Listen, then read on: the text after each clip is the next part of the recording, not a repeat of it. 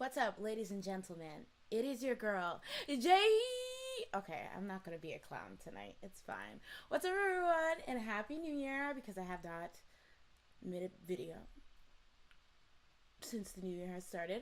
But thank you so much for coming back yet again to the world renowned, record breaking, Grammy nominated Daily Dose Podcast. Now, I did make those things up, however, you're just going to have to roll with me, roll with the punches. So, tonight we have a lot to talk about because it's basically everything that's happened since the start of the year, and surprisingly, a lot of things have already happened. But first, I just wanted to kind of, let people come in, talk to everyone. I see that LD and Kira is already in the chat. So what's up, guys? What's good? Leanne, what's up? Jumping Boa, what's up? Oh, okay, wait, I'm gonna try to fix the lighting here because it's a bit not as bright as I thought it was going to be. But yes, hey guys. So we have a lot on today's itinerary. Let me pull up my favorite shot. Hold on. My favorite. There we go. I'm gonna be like this for a while. Hopefully the chat box is displayed because I don't see why it wouldn't be. But yes. So hopefully you guys pop up here. Oh, here. But yeah, so today we have a list of items, including, as you guys can see in the title, we're going to be talking about Got7 leaving JYP, which was very interesting because the way that the, I guess, announcement started, like when the initial report started, I was very shocked. I wasn't quite sure what was going to go on there, but we did get a confirmation that they left JYP. We'll also be talking about Irene from Red Velvet, who recently released a statement kind of, greeting her fans for the new year, but also greeting her fans for the new year and also kind of talking a bit about the scandal she got in earlier last year. And we'll also be talking about Nancy and how she recently got into, I don't want to say like a scandal, but there was an issue with her and some inappropriate images of her being circulated. And then once again, we're going to like open the floor up to you guys to talk about whatever, things have recently happened that you guys want to talk about. Oh, okay, wait, let me let you guys kind of marinate while I go and get Jazz. All right, I will BRB, y'all.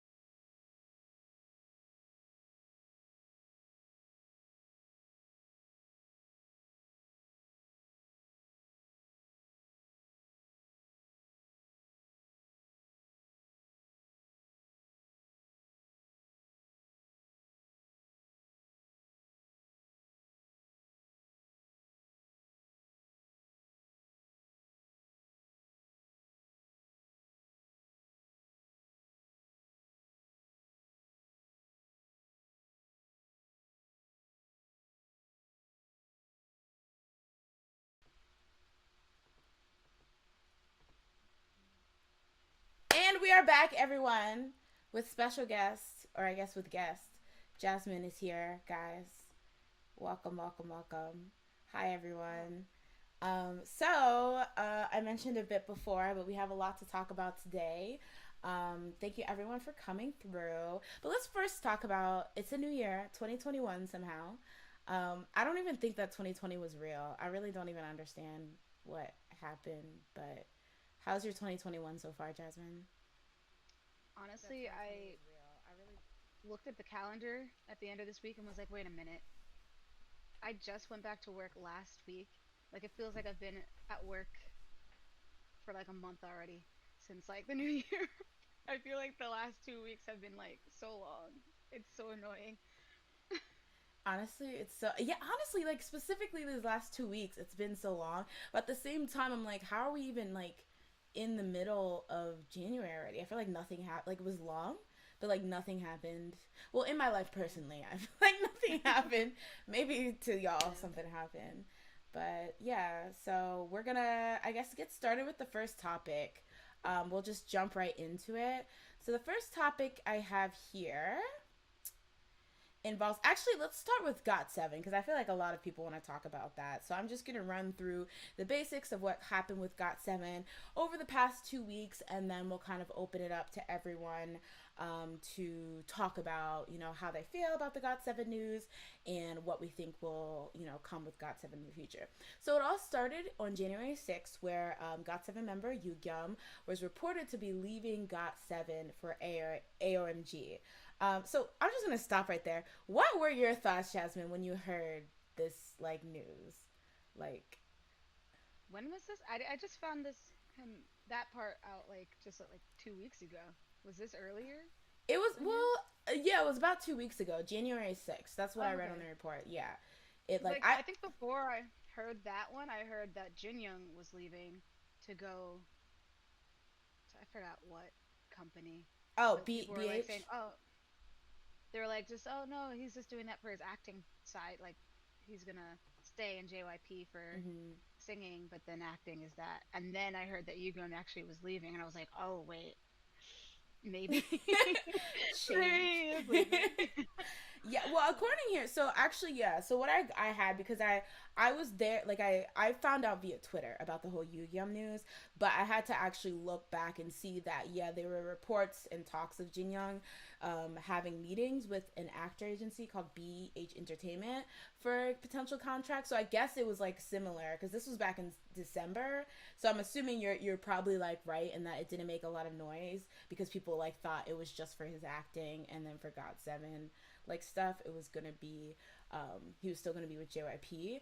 But like I remember seeing like, for me, I was surprised that it like Yugyeom was leaving, and then also, but I wasn't as surprised as like the AOMG. Like it shocked me in the sense that I thought people were gonna be upset because I know a lot of K-pop fans do not like J Park, and J Park is, I don't think he's like the CEO of AOMG anymore, but he still very much is like the face, like when people think AOMG. So I was actually surprised, and maybe like as the resident Agase of the stream, you can like spread some light. But like people seemed kind of happy at the news. Like, why do you think people were so like jazzed like about? Well, I mean, everybody.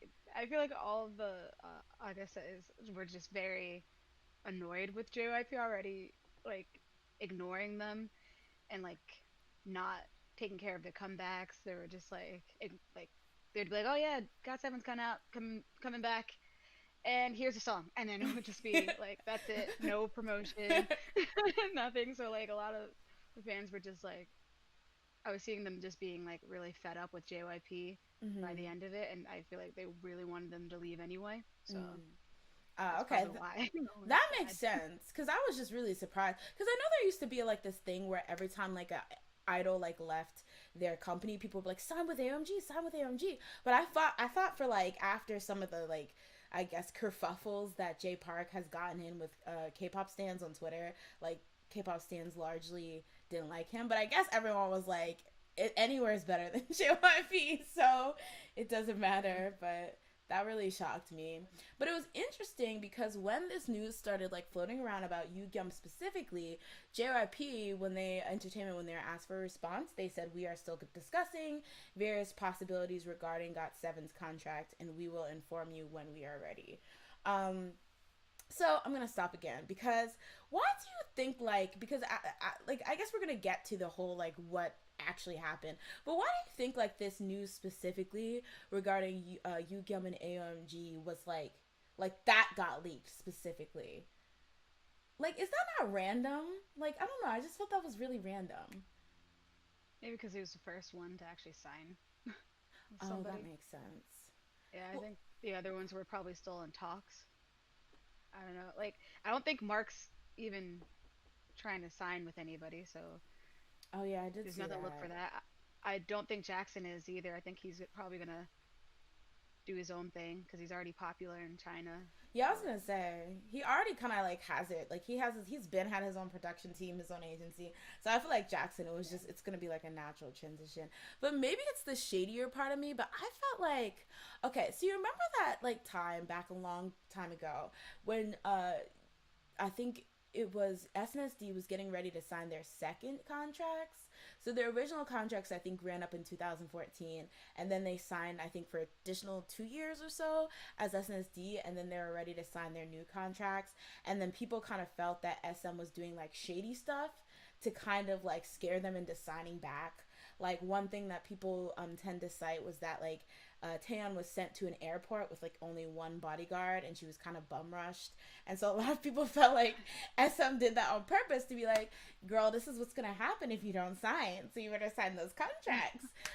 And so like maybe this is me just being a shady, like really shady, but I was like maybe they're like you like they expected the reaction to be bad, and they were pushing that information out there early because they wanted a negative backlash. So then Yugam would be like, oh, maybe I shouldn't do this because people are angry that I'm signing with AOMG, and then he would decide to change his mind.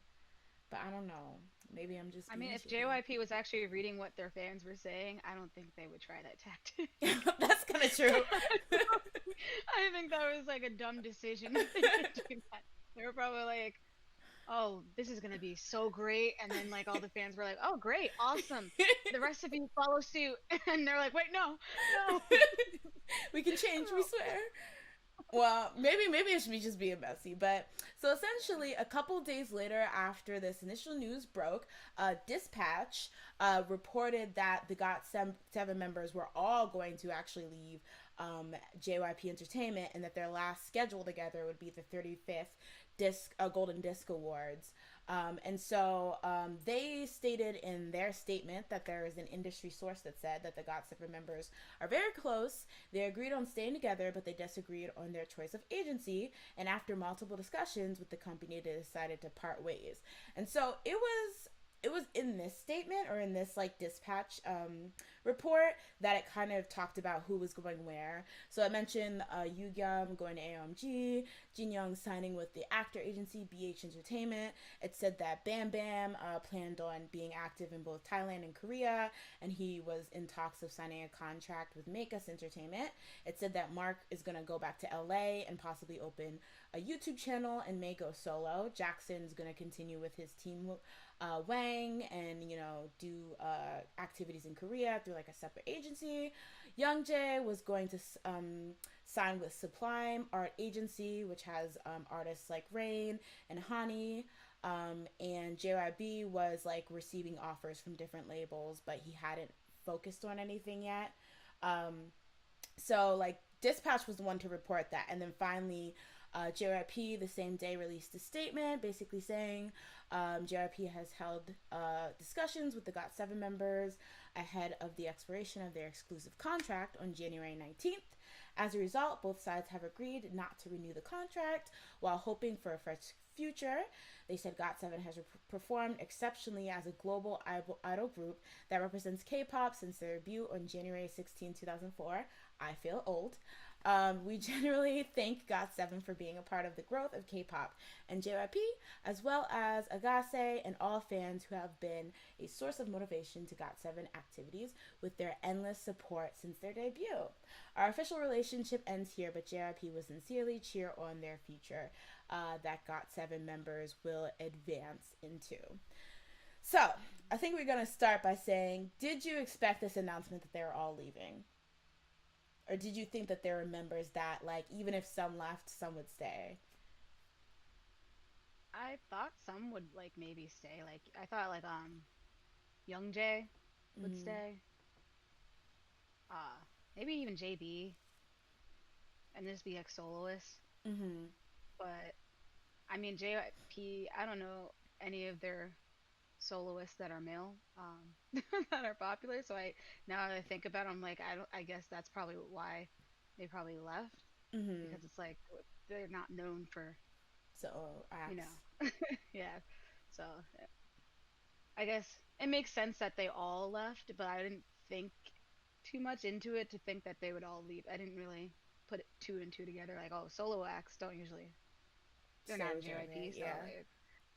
so Yeah, yeah. I agree. Like, I feel weird because I feel like I don't know them that much as individual. I guess I don't know them at all, but know them as like how they function and think. Like, I'm not that um, like I wouldn't really call myself a stan. So I really didn't expect it. But for me, I felt like this was probably the best if they truly want to like function like have a shot at ever like doing stuff together again, because I know a lot of people think that like, and a lot of people have been saying that like any fan that thinks they're going to do anything together again is like joking, kidding themselves or whatever. Mm. But I actually think that if some of them were in JYP and some of them weren't, I feel like that would be more awkward than if all of them just weren't in JYP.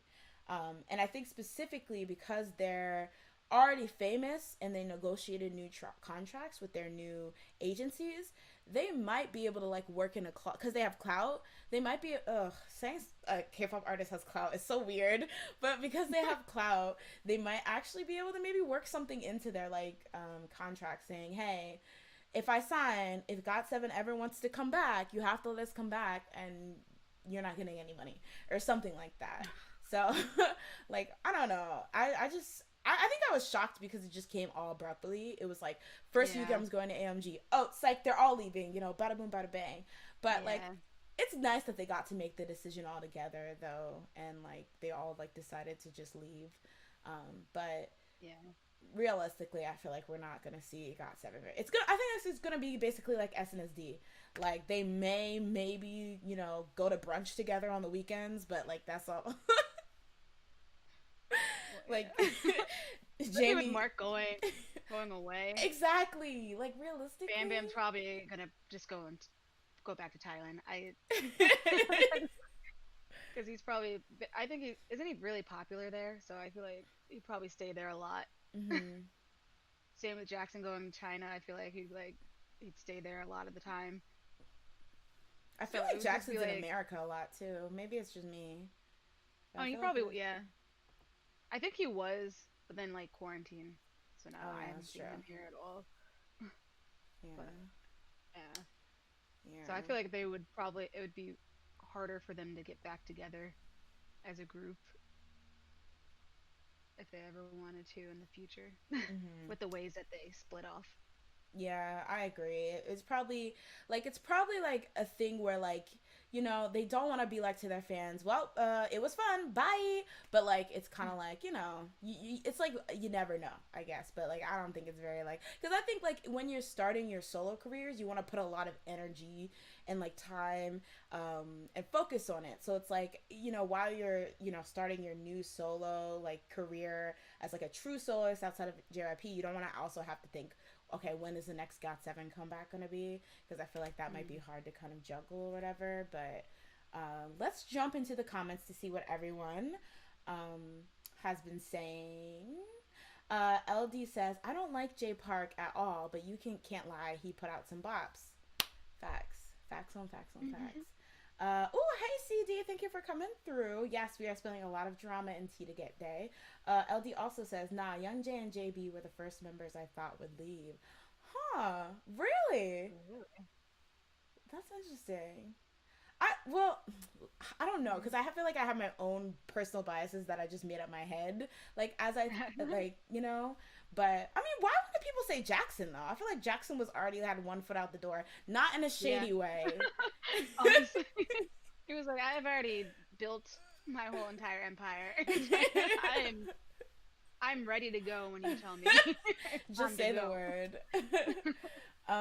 CD says so. There has been a consensus over why Got7 left JYP and failed. Uh, Interesting. Expand. So people are saying this is a follow up from CD.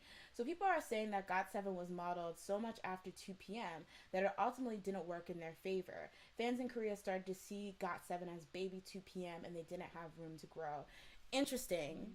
I would say, as somebody who was a pretty big stan of 2 p.m. for a while, they were both very fun groups, but I definitely think that 2 p.m. went for a way more sexier image than Got7. Don't get me wrong, they were like kind of like sexy members in Got7, but I definitely think that it was like meaty man beast. At one point, like in the beginning, 2 p.m. was like cuter, but then they were like, whoa, when we take off our shirts, people like that. Let's keep going for that. Well, I feel like Got7. I really don't even know what Got7's like. Like I don't even know how to describe them. Like how would you describe them if you were like selling them to somebody? Well, in the beginning, they were like 2 p.m. I think they definitely were modeled after 2 p.m. because they were doing like the acrobatics. They were doing all this Oh yeah, stuff. that's true. Like I think they definitely had the intention of them being like a secondary 2 p.m. But then I think they realized that they were gonna be stuck in that shadow. So then they tried to do like different concepts. So Mm-hmm. like they've just I don't know. Got Seven's music, I feel like has changed multiple times, and I think it Facts. was because they were trying to find what they fit in, and so I don't know. Like they just have like a broad type of sound. I don't even know how to describe them either. They're like No, I okay, don't yeah, know. now that you explain it like that, that's kind of true. I know that a lot of the criticism, especially around like 2015, 16, was that like their music, like they don't seem like they have a direction musically. And like fans will really like something and then they'll sound completely different next comeback. So it's not even like, Yeah. which is weird because then like certain groups, like for example, Twice, will get the opposite critique that they don't change, well, at least in the beginning of the year, I mean, their career, they don't change enough. So it's kind of like, I personally like the fact that I didn't know, like I didn't see the fact that they were jumping around concepts and themes and stuff like that as an accident. I thought that was on purpose, but now that you Mm. kind of say that, it does kind of seem like they were like trying to find, like maybe they were like trying to distinguish themselves away from 2 p.m. so much they didn't really know where to go. But I know like the music was always like the biggest critique with them, even though I like a lot of their songs. um Yeah. but Leanne says, love how Bam Bam deleted all his posts on Insta that featured JYP, praised JYP.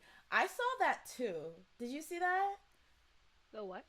Which one? Somebody clocked, and I think it was before they officially announced that all Got7 members left JYP, but after it was reported that Hyoyeon was leaving JYP for AOMG, I saw a post about how like Bam Bam deleted like pictures from his Instagram that I heard JYP. that. A little. I was like, dang, Bam Bam is not trying to hold back. He like didn't even announce he was leaving yet. He was just like, this is the announcement, guys.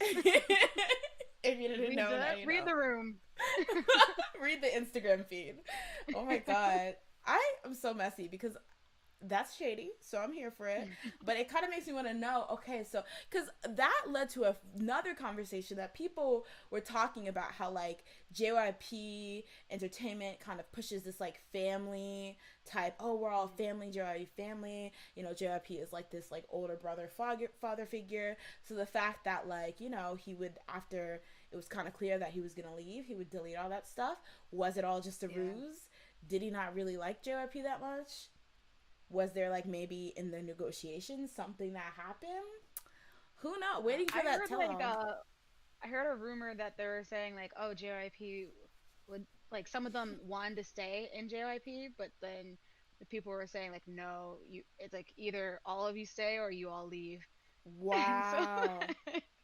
that's why everyone left.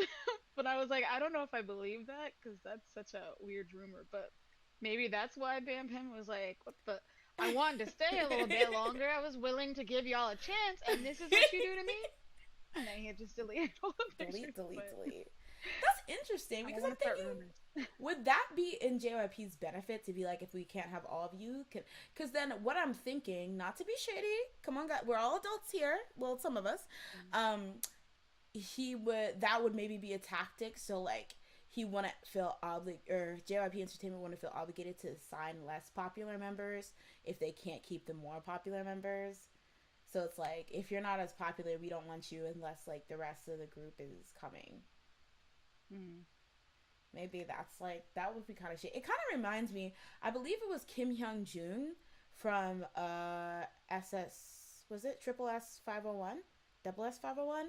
I remember there was a story. He was like the most popular member in his group, and he I believe he told a story. Maybe I'm kind of misconstruing this, where essentially him and his agency were getting ready for, like, you know, the group's contract was expiring and they were getting ready to re-sign, you know, the group or whatever. So he was super, super popular, and they met with him privately, and they're like, oh, okay, you should resign, and then we're gonna like resign everyone else like after to the group, like back to our agency. And so he resigned thinking that everyone else was gonna get like resigned too, but then it turned out that after they got him to sign, they never offered the other members contracts, because the reality is they only wanted him, but they knew that if they were explicit about that, he would like not resign and just go with his members. So they try to trick him into like staying on and like pushing the other members out. Yeah, so maybe, I don't That know. is shadiness. I mean, flattered, but like, what the heck? I'd be like, what the heck is happening? But thank you. If I'm wanted, I'm valuable, but like, they're my friends. Not cool. I would be like, wow, you know what? Come here. Like, I'd be like, what? That was a good one. All right, I can't even mad at. No, that's like crazy. All right, we're gonna read a couple more comments to move on. CD says, people are also saying that JYP didn't have a good music mindset to where Got7 was going to go, and the multiple concept changes ended up confusing people as opposed to showing diversity. Yeah, I can definitely agree with that, especially with the music. I remember like, anytime there was like, what do you not like about this group, or name things that groups can improve on, it would always be like music. LD says JYP puts Got7 in a box, and they didn't even get them as much creative freedom as a group like Stray Kids. Honestly, I'm not sure in comparison, but I feel like Stray Kids does have a lot of creative freedom. I constantly hear about how this member wrote this, or this member directed this, or whatever. So that would be sad if they're older. They won't even let their older group be like that. But I thought they did a lot more freedom at the end, didn't they? Got7? That's what I think. Like, I remember about hearing like a such and such member like writing a song or whatever. Yeah. But I don't know.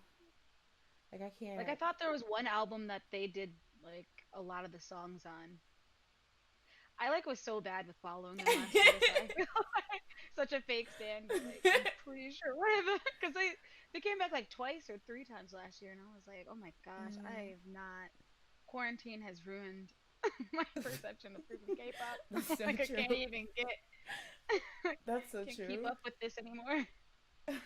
I think, well, I'll say maybe because I've listened to some of Yugyeom's SoundCloud music, and it definitely sounds a lot different than like what Got7 does. So if that's maybe a tale of like the music he wants to make versus, or the music they wanted to make isn't the music they get to release, I could kind of see that in a way, like as in they don't really get much creative input, because this sound like a lot different.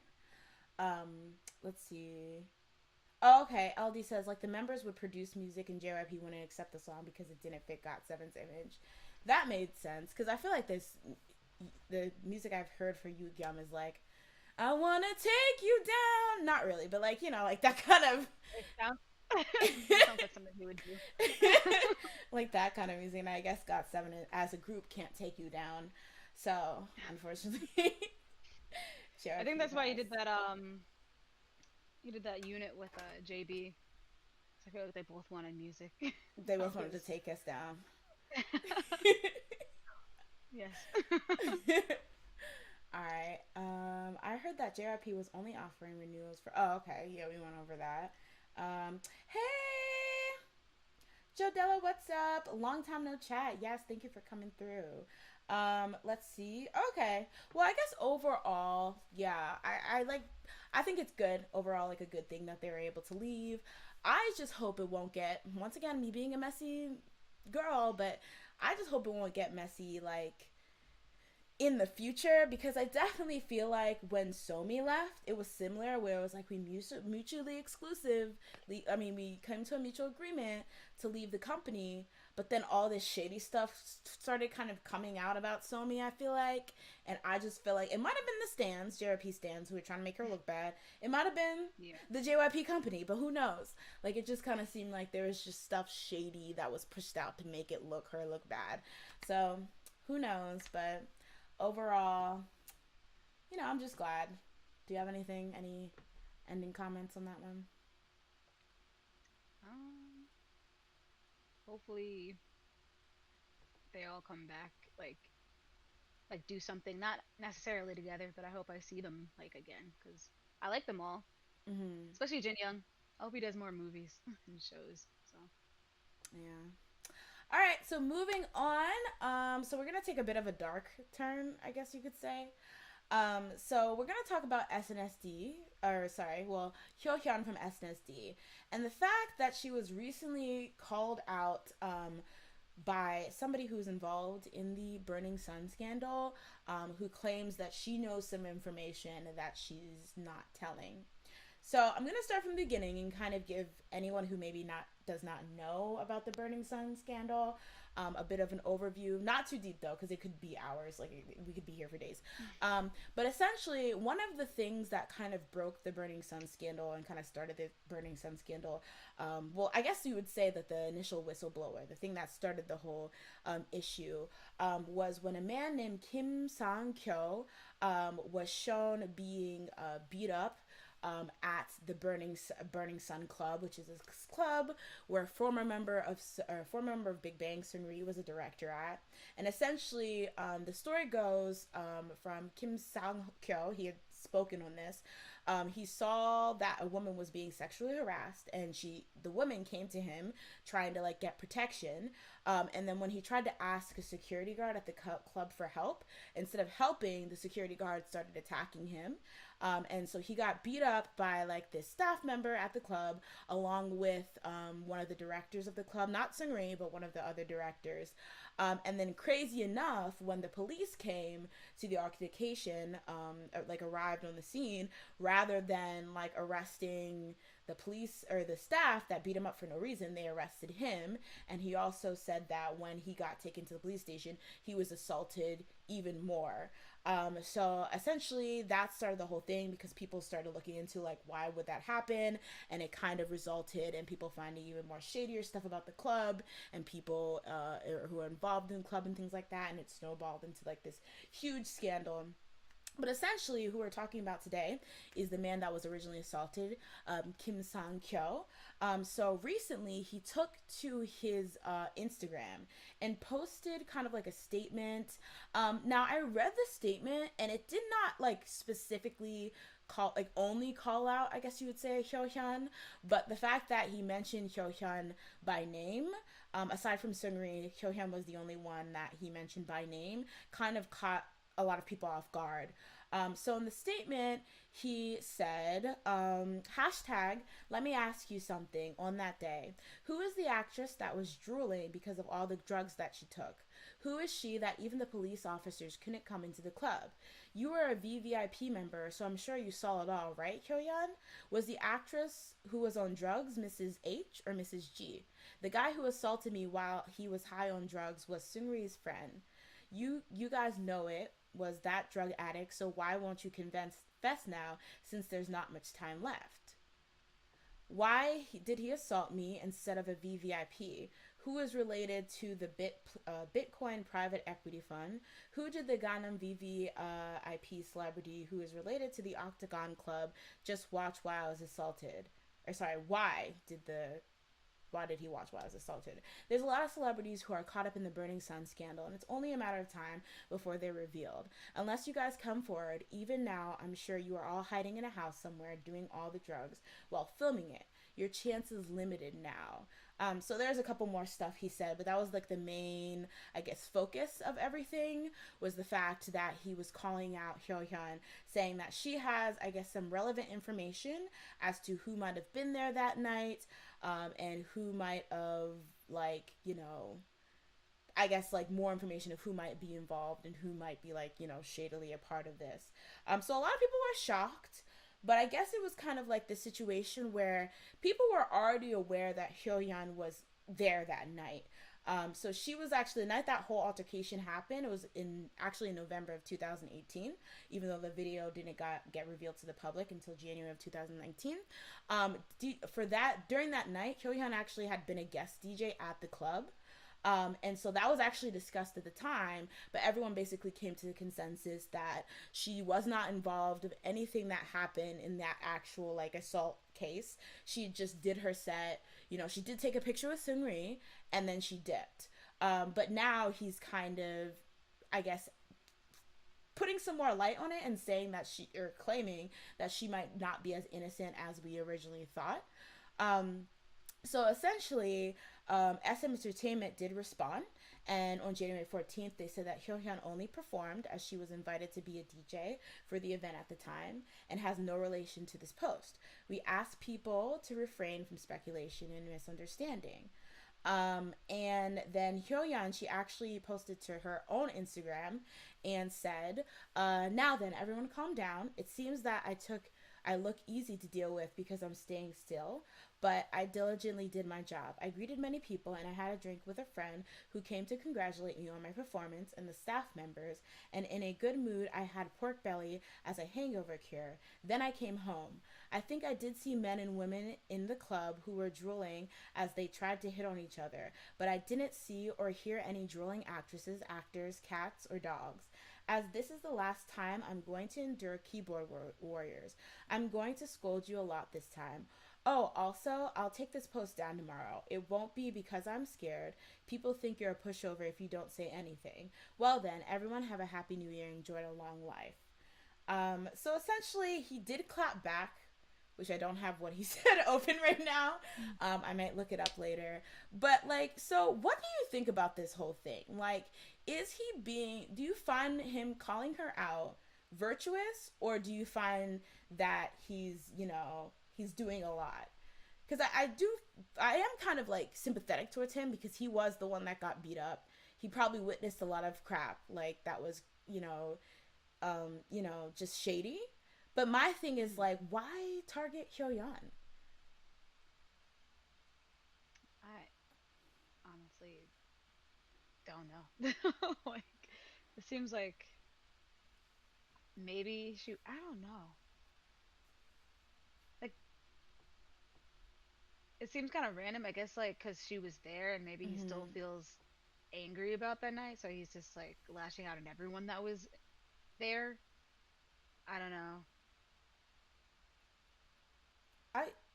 My thing is, I think maybe it's like this idea, maybe, and obviously I don't know where his head's at, but it might be this idea that, like, he would feel scorned because, like he said, he got beat up, and I think in the original statement he said that there were people there watching him just get beat up.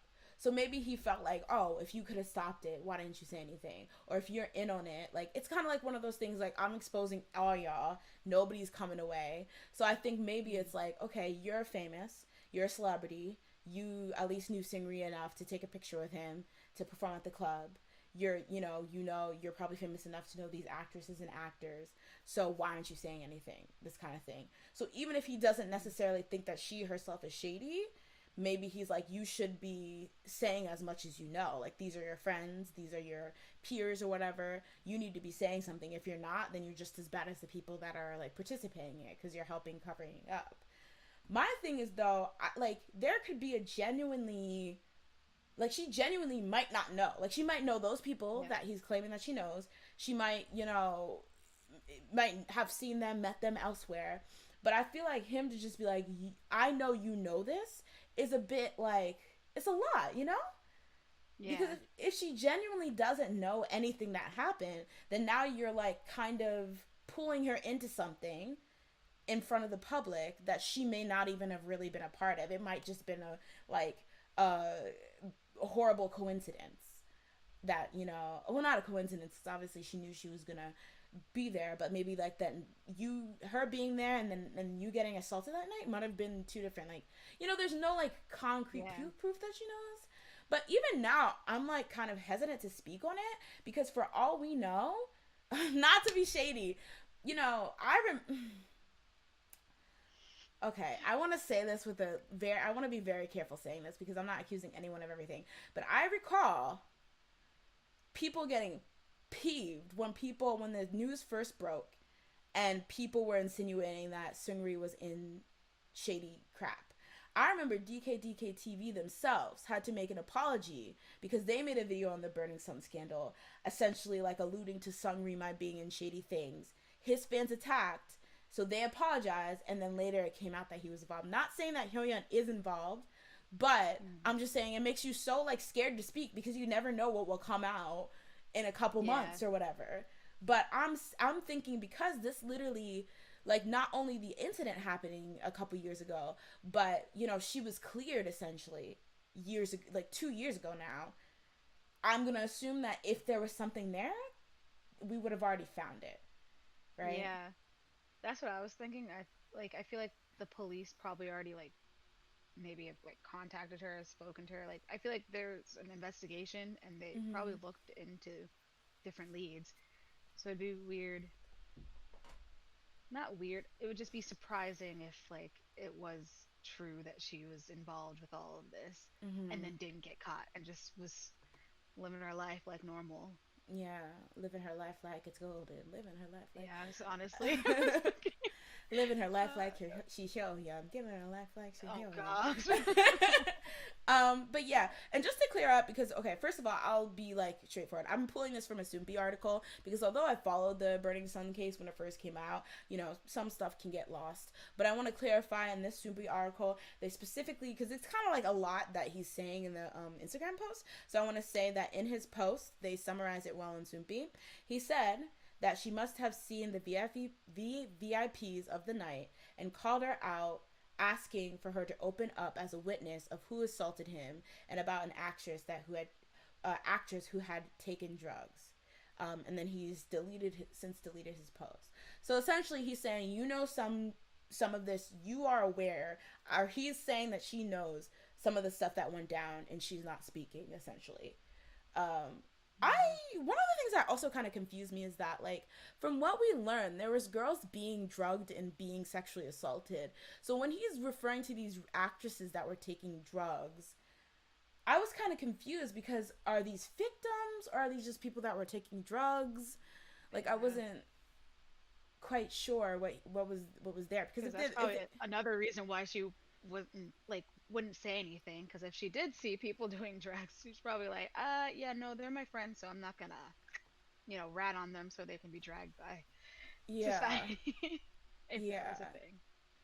Yeah, it's a lot, because I think first and foremost, victims and people who are doing the sexual assault, you know, drugging girls and, like, you know, assaulting them, all the, like, hidden camera stuff, I feel like those people need to be outed first. Yes, drugs are bad, but if somebody was just doing drugs on the side by themselves and they're not involved in any of the sexual assault, I feel like they're, like, smaller fish to fry. The bigger fish are the people who are soliciting, like, the prostitution, taking advantage of these women and things like that. All right, so let's jump into the comments. Oh, hey, Andy. Hello, everyone who recently joined. Arfi, what's up? What's good? Who else joined? All right, if you guys come through, just say hi in the chat. All right, so CD said, what makes Hyoyeon's involvement so controversial is that she is the first female to be named as having some connection to the controversy. However, Han So-hee has said multiple times female celebrities and trainees were involved and targeted by the club. Here's the thing. Okay, that, I guess that makes sense. But my thing is, like, if female celebrities were, like, victims, right? And I'm guessing if they're trainees, and even if they're celebrities, they might have been victims. I don't feel like naming victims is useful. Like, what is that going to do? Now they're involved in this thing where they were victimized. So I feel like anyone who might have been a victim, names do not need to be named. And I think I also revert to my thing where it can be scary, because I still very much believe women are going to be a lot more vulnerable in this than men. Like, even the powerful ones, because I guess you could argue, oh well, she has this powerful company backing her, but I feel like once there's like a woman that's like prominent, people are gonna latch on to that, because there's like this element of like, well, you're a woman and you stood by and watched women get like taken advantage of and sexually assaulted and like pimped out and things like that. So I feel like, if this guy actually feels like Hyoyeon is involved, I can understand him making this statement. But if he's not sure, he needs to be careful, because once your name's associated with this, it's basically like, a blacklist. It's like people are gonna look at you funny. Andy says, the facts around Burning Sun always confuse me, but wasn't this Kim guy also accused of sexual harassment? Everyone and everything involved in this is still shady 2 years later. So actually I did read about that. So essentially what happened is that we actually kind of gave a quick overview of Kim Sang-kyo's involvement. So essentially what happened is that as he told the story, or he did an interview where he told his what happened on his side of the story. So the night that the assault happened, he said that there is a woman that was being assaulted and she came to him for protection. When she was coming to him for protection, he tried to get a staff security guard involved at the Burning Sun Club. Instead of getting help, they beat him up. And then when the police arrived, instead of helping him, they arrested him as the assailant. And when he went down to the police station, they beat him up more. So what had happened is that when this broke, people are like, okay, police, why the heck did you beat up somebody who was the victim being attacked? And so they claim the reason why they booked him was for sexual harassment. So in hindsight, that seems like that was just a lie that was made up, so it would make sense to why they're arresting him. But we learned, later on, that the police was corrupt and being bribed and stuff like that, when it involves the Burning Sun and scandal and the company and the higher ups and stuff like that. So from what I know, it seems like that was a lie that was made up, so they would have a reason to book him on paper, even though it seems like they booked him for no reason. CD says, Hyoyeon fans are saying she had no connection, but since she has an overall male friend group, she is involved. What do you think about that? I think what was really scary when this whole thing happened, and I'm gonna say in regards to Big Bang, because Seungri was a big player in the scandal. A lot of people assumed, well, if somebody who was involved in the group as Seungri was a part of this, there's no way that Big Bang members don't know. So by association, they're guilty. What do you think about that kind of logic? That it's there's no way you weren't aware, that kind of idea. I think it's, I don't know, a little naive because especially for people that are just bandmates, it's they're not necessarily the bestest of friends. It's it's if you were working with someone at work and then they go off and kill someone. It's well, you worked with him, so how did you not know? You work so closely. It's no, I don't know him. I just of course we were working on this project together day and night, but I don't know everything about what he does.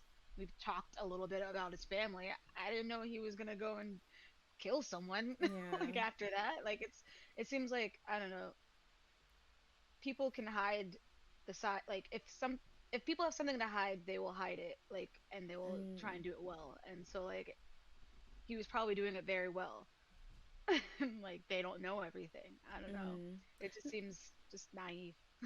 Yeah, I definitely think that's fair. I guess there's an argument that Big Bang members, even if they aren't best friends, they've been with each other long enough that maybe they work with each other enough.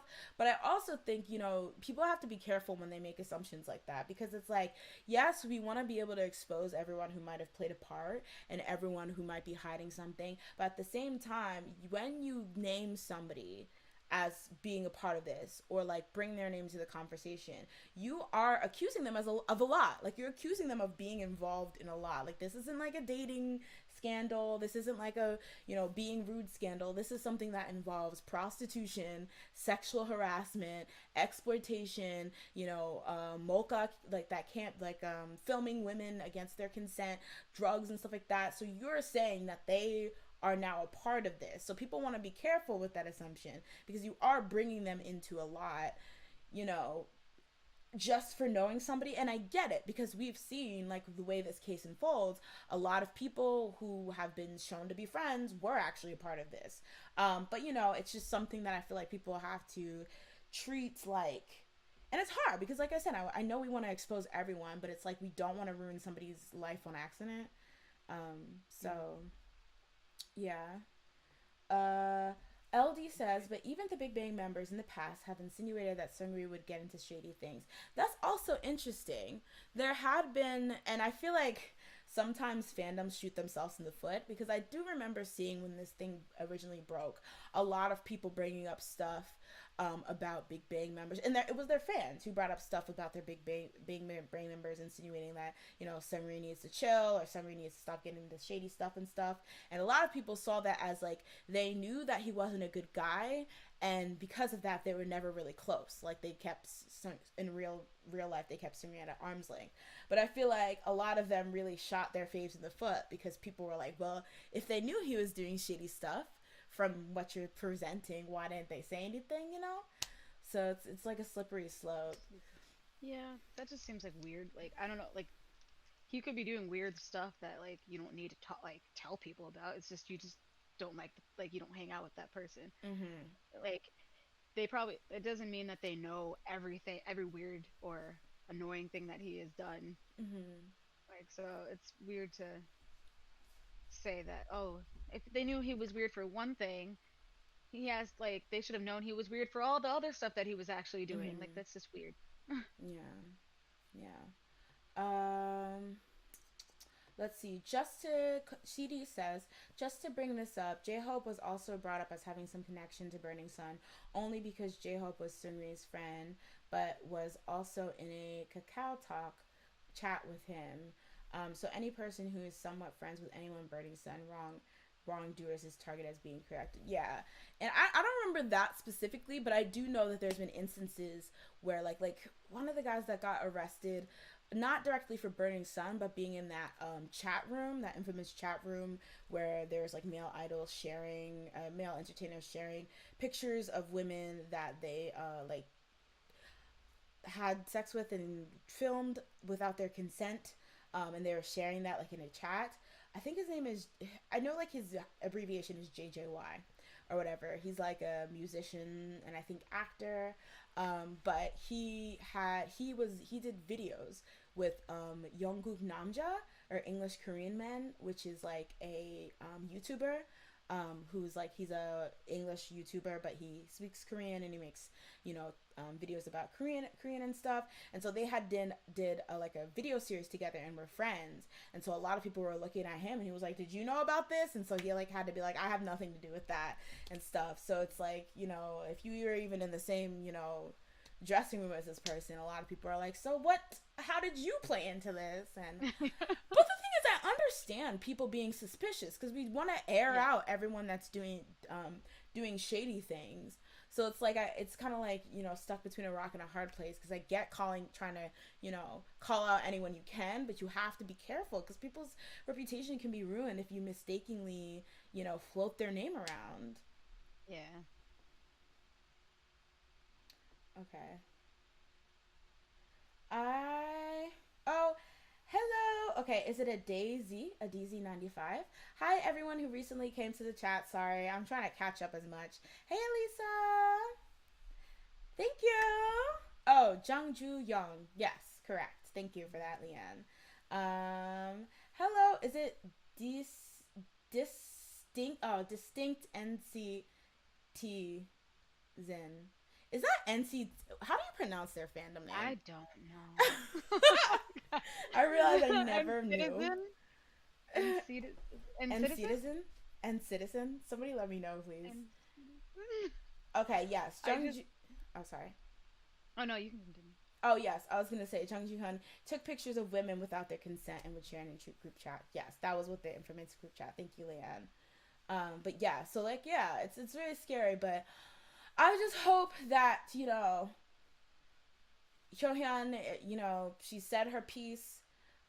Hopefully she won't be brought into this. This is some serious stuff. Nobody wants their names in headlines with Burning Sun. That would be like, I feel like that's like literally a heart attack moment for any Korean celebrity. If you see your name in the headlines with the name Burning Sun after it or somewhere in the title, that's like a death sentence. So, she said her piece. SM responded.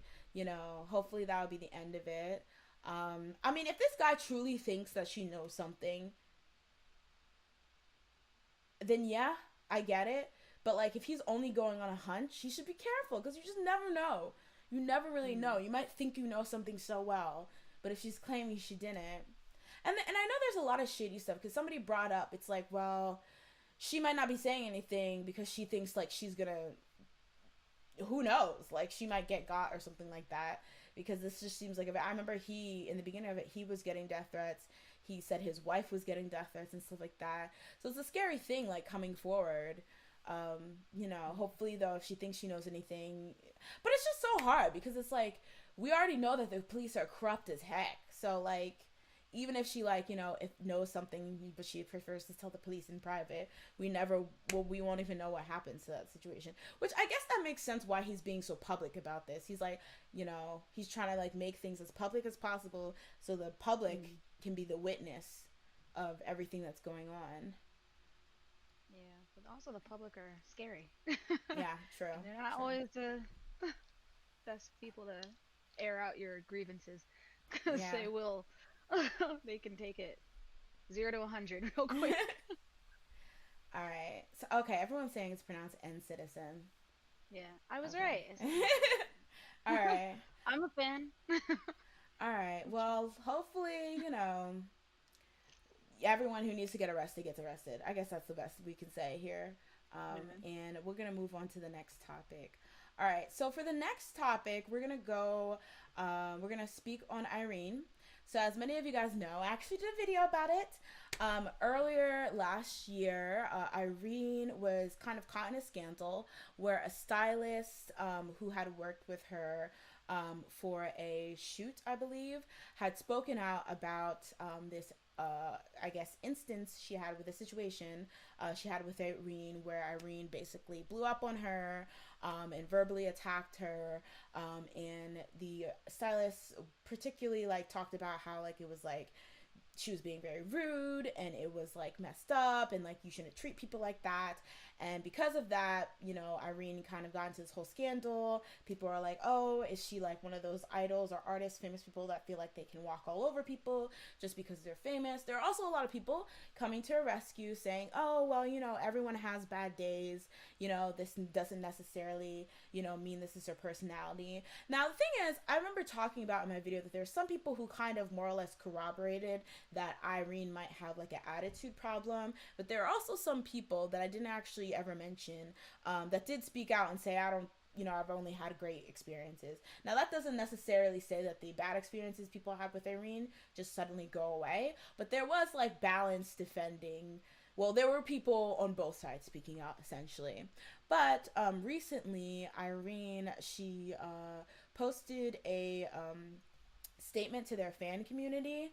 And essentially, I'm just going to read what she said because she does basically address the situation a bit. So the statement reads, "Hello, this is Irene. It's been snowing a lot and got cold out too. Are you doing well? It's late, but I feel nervous to be greeting you all through post. First of all, I wanted to say that I'm sorry for causing so much pain and worry to many people because of my imperfections. I started my life as a trainee in 2009 at the age of 19, and standing in front of all of you as Red Velvet's Irene up until now has been everything in my life. As I approached an age that could be seen as both young and old, while living in the small society known as the entertainment world, I wanted to do my best when it came to work, and I thought of achieving Ooh, and I thought of achieving that as being the most important task I've been given. I thought that I was getting along well with the people around me in my own way, so I did not know that my methods of communications or my expressions could become a problem, and I thought that everyone has different ways of communicating. Because of what happened, I received a lot of concern and reprimands from the people around me too, as well as the public. And through this, I gained the time to quietly reflect upon myself. Also, I realized that there were people around me who cherished me even if it was undeserved, including my members, fans, and staff. And I also realized that I had been able to promote without any issues because of how they looked after me. Just as one can't turn back the clock, I'm also working hard to not return to the way I used to be. I realize the weight of my words and actions, and I will try to become a more mature person. On top of that, on top of showing a good side of myself as Red Velvet's leader and a singer, I will also work hard to be the best Bae or Hyun, to not disappoint you. I hope that there will no longer be anyone who is criticized because of what happened due to my imperfection. Although it's late, Happy New Year.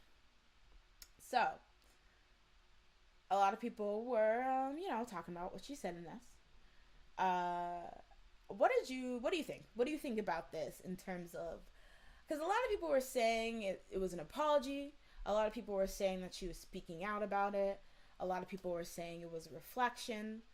How did you see this statement, I guess you would say? And to everyone to chat too. How do you feel about this statement? I thought it was like the best thing she could actually say, because it was like she basically explained the whole thing.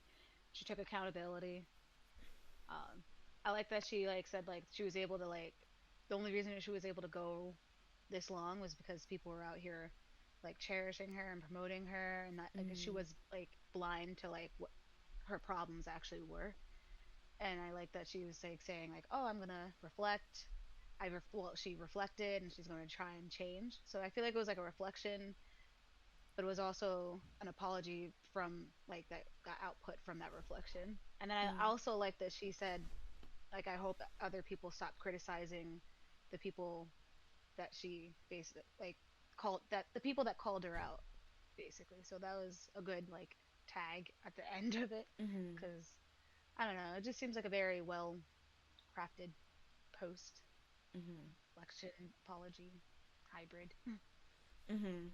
I'm actually gonna respond with a comment that Andy put here, and I think it's a interesting place to start. Andy says, "For the Irene thing, I think it's wrong of fans to continue to play the whole thing off like it was fine or even funny. But I also think it's unfair to want her career to be ruined and blacklisted.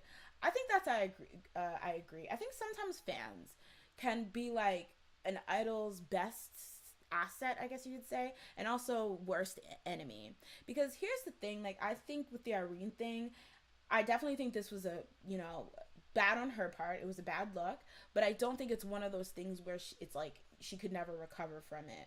Obviously, first and foremost, it was between her and the stylist, and I believe like an apology was said, and they did talk over it. And I remember the stylist even making a follow-up post, and that's where most of it should end there. I think the problem is when fans come through and like, well, LOL, shut up, like the stylist deserved it. The thing is, if Irene can acknowledge that something was done wrong, I don't understand why you as a fan can't acknowledge that. Now, I understand maybe like if somebody is giving her death threats or doing too much, calling that out, but trying to play the whole thing off like people were just being, no, because nobody deserves to be treated like crap.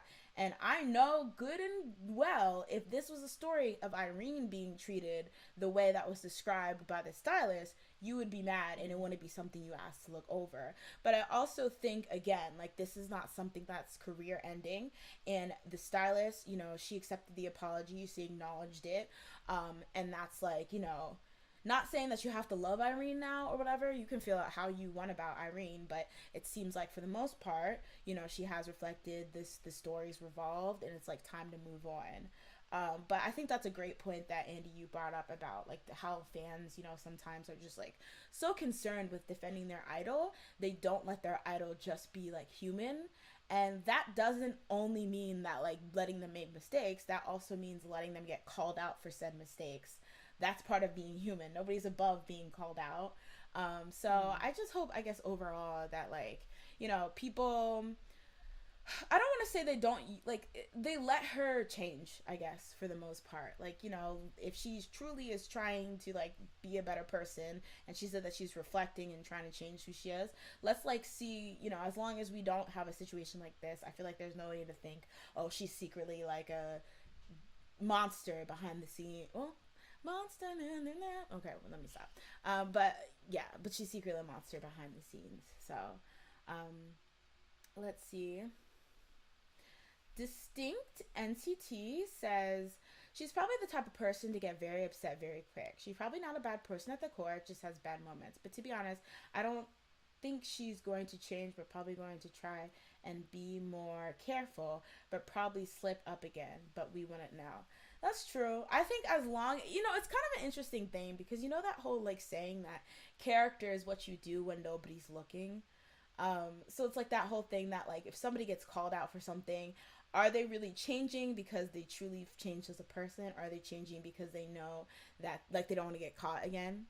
And so I guess we like never really will know. But I think as long as she's treating with the people around her with respect, then you know if the inside she's cursing us all, then like I guess it doesn't matter as long as she's not like physically like verbally making somebody feel bad or whatever. And I think, but I think you know after this all happened, she'd be crazy to like let this happen again. You know. Like, I feel like without at least... And even the original, I said for the original, my biggest problem with the original is that, like, after that happened, she didn't immediately go and apologize. I would have not even thought it was a big idea. I mean, ideal. Well, obviously it was. But, like, if she would have turned around and be like, oh, I'm so sorry, that was blah, blah. But I think the fact that she didn't apologize made it come off as she didn't think she needed to apologize, which was, like, where I found the most issue. But I feel like, you know, a sincere apology is, like... at the end of the day, the most a lot of us can do, and a lot of like the most we can want, and you know, especially since she didn't do that to me, like I don't know, like you know, I don't know. I also think like slip ups. I mean, she might have slip ups, and I feel like that's like something like if you are so used to acting some sort of way, you always are gonna slip up. Usually, you don't just like you.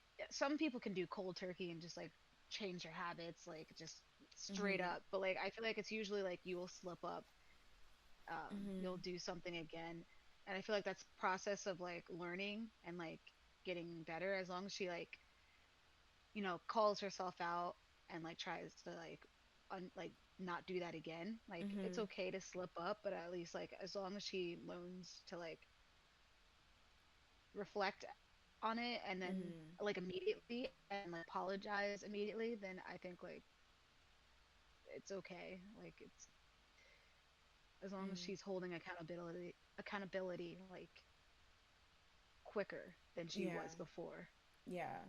Cause like I said, I feel like the problem was like the fact that you didn't immediately go apologize makes it seem like you felt like what happened there was like you have to deal with it like that like okay. Yeah.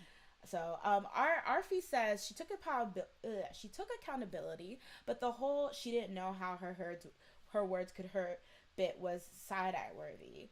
Like sis, you made a stylist cry. Dead skull emoji.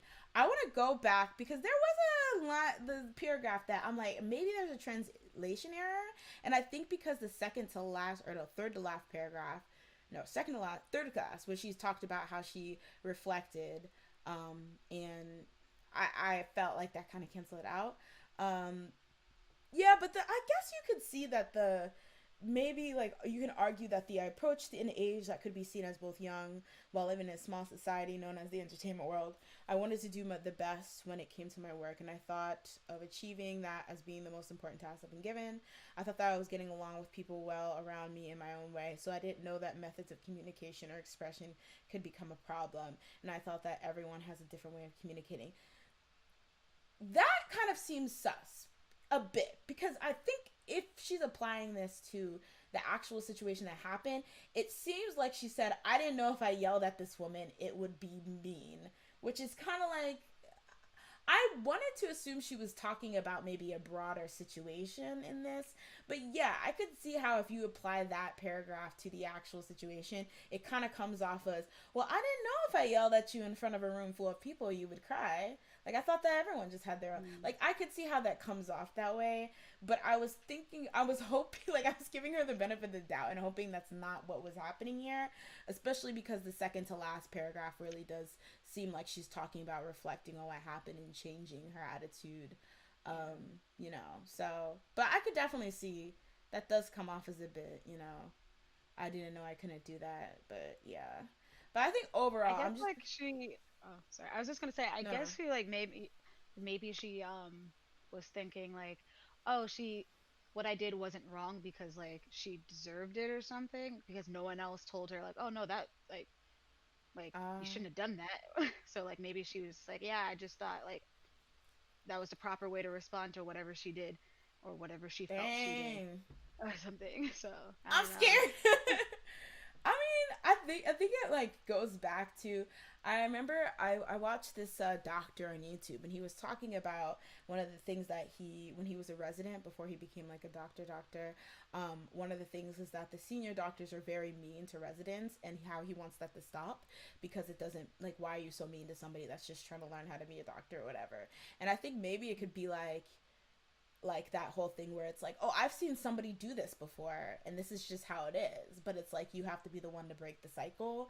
But I feel like overall, because obviously not everyone acts like that, like I doubt everyone acts like that, Hmm. but it's one of those you know what I thought that was interesting that didn't come up.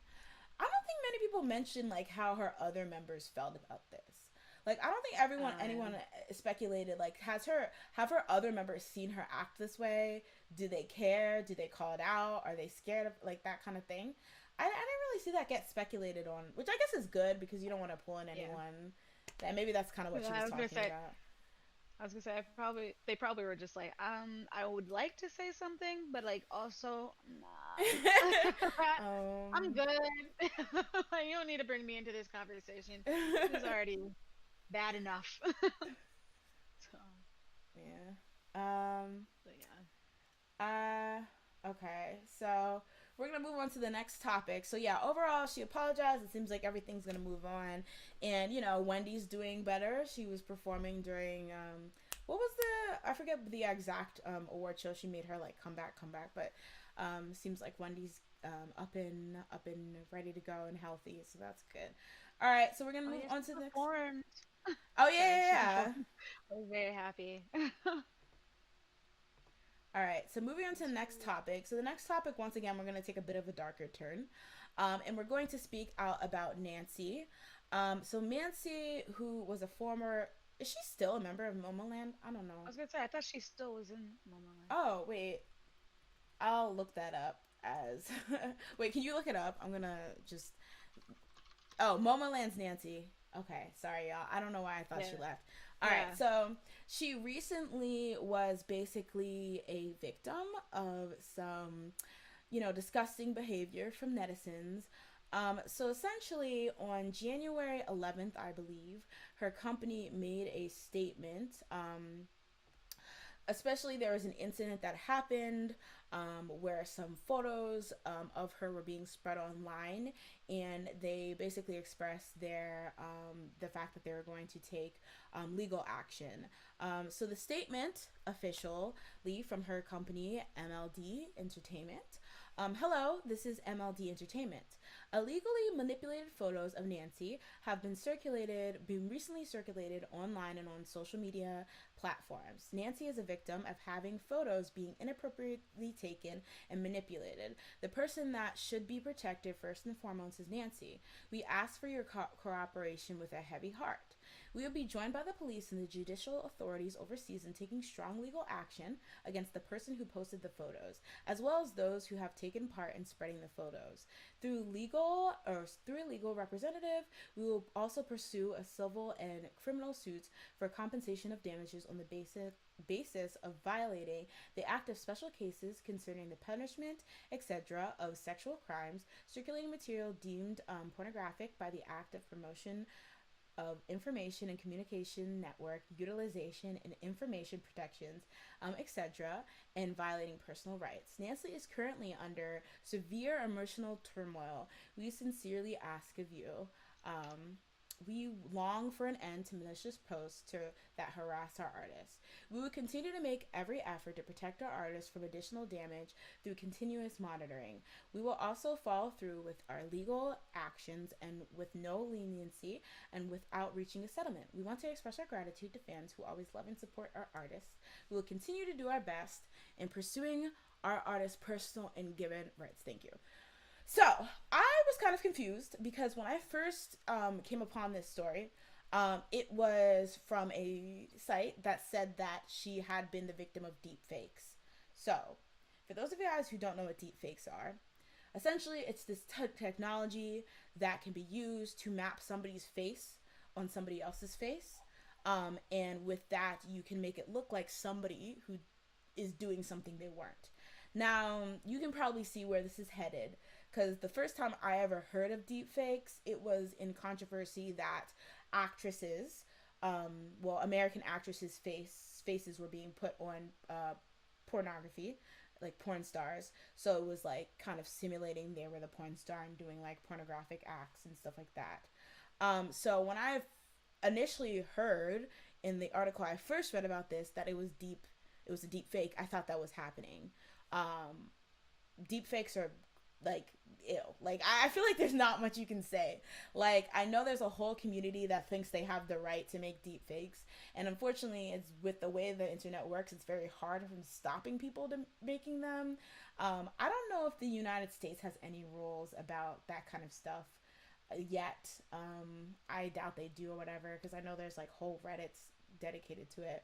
But I'm just saying that to say that after looking into it, I don't want to share too much, because from what I read, and I'm not even 100% if this was the case, it's pretty gross.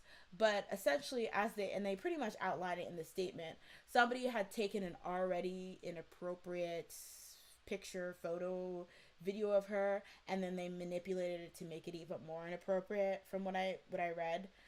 But just know that these inappropriate things are being spread about Nancy, and you know they're doing their best to like protect her.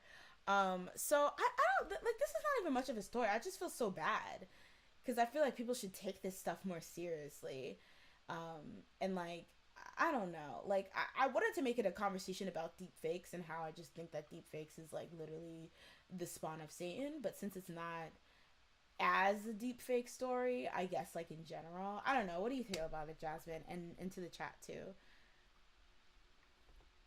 Are deepfakes like even like when you put like a celebrity's face on like another movie character's Yeah, face? Is that a deepfake? yeah, so those are deep fakes too. Like deep fakes, don't get me wrong, deep fakes don't always have to be like a sexual thing.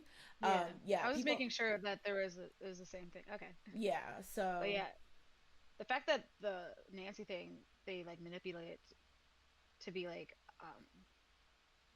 inappropriate, I feel bad because like she's like only 20, she's like pretty young, and that's like something I would never want to go through at that age or any age, yeah, honestly.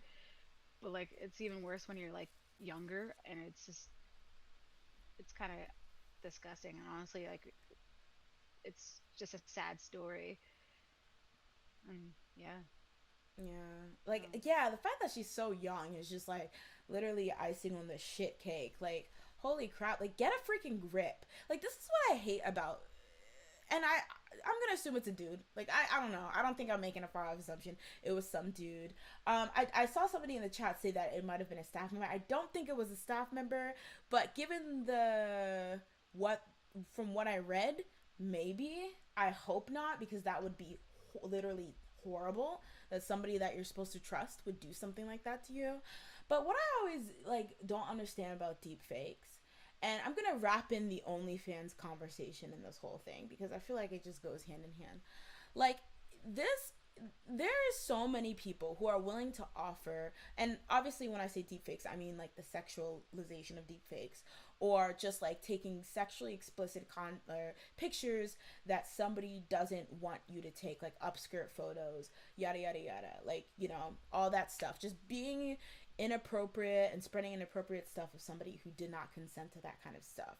What is up with people like that? Because there's literally people have, you know, this is somebody's job, right? Like people have jobs where their job is to make sexually explicit content, like make like whether it's porn, whether it's OnlyFans and stuff like that. And people will literally whine, be like, I don't want to pay for this. I don't want to do all that, blah, blah, blah. Whine, baby. And it's out there. Some of it's even out there for free or whatever. Like, you know, some people have free OnlyFans or whatever. So if there's literally all this free content, why do you feel like you have to like freaking take without consent, like people's, I don't even know, autonomy to like participate in sexual things? Like, it's like, you know, in this case, like taking photos of them where, you know, when they're like inappropriate photos of them, and like not necessarily this is what happened to Nancy, but whether it be like upskirt photos or photos where like you can see their bra or something like that, like those just perv photos that people take and then spreading them around, or doing the deep fake so you can simulate them in sexual acts or whatever I guess you fantasize them about. Like, that is so scary that you just are like, I don't care if you don't want to actually like consent to these things, I'm going to take them from you because I deserve them regardless. Like, I just will never understand that thought process. If somebody doesn't want to participate in something like that, why force them into that situation? It's not a joke, it's not a game. And the thing is, the same people who will defend it and act like it's no big deal, let that be your sister, your mom, you yourself, all of a sudden you'll understand why it's messed up. So I just feel so sorry for her, because nobody should have to go through this. Like, people are just so entitled. Like, I guess that's like the best way you could say it, like entitled. Like, I don't know. It just literally makes me sick. I just feel so bad for her, because it's just like, especially because there's another part of it where it's just like the way that people will, girls who are sexual, they'll look at her, like they'll look down on girls who are like sexual or explicit or whatever. So now it's like all this, she gets like the harassment from people who are even making this content, and then the harassment for people who, when they see her like that, are gonna then judge her. Like, it's just like a mess. Let's see what chat's saying. Leanne says, exactly. People will stigmatize and look down on sex workers, the sex work industry, and then turn around and do this kind of shit. Yes, exactly. Like, people, the same people who will bash girls on OnlyFans will be on those same Reddits that are dedicated to leaking their OnlyFans. Like, it's literally so stupid. Yeah. Arfi said, it's about that taboo aspect, that and having power over women. Just disgusting. And I do agree. That's probably a lot of it. Like, that idea that, like, I'm seeing something that somebody did not want me to see or did not consent to.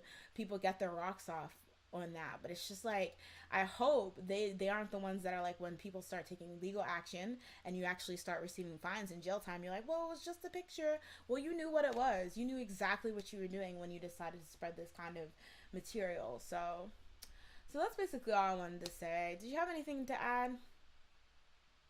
I feel like you said it all.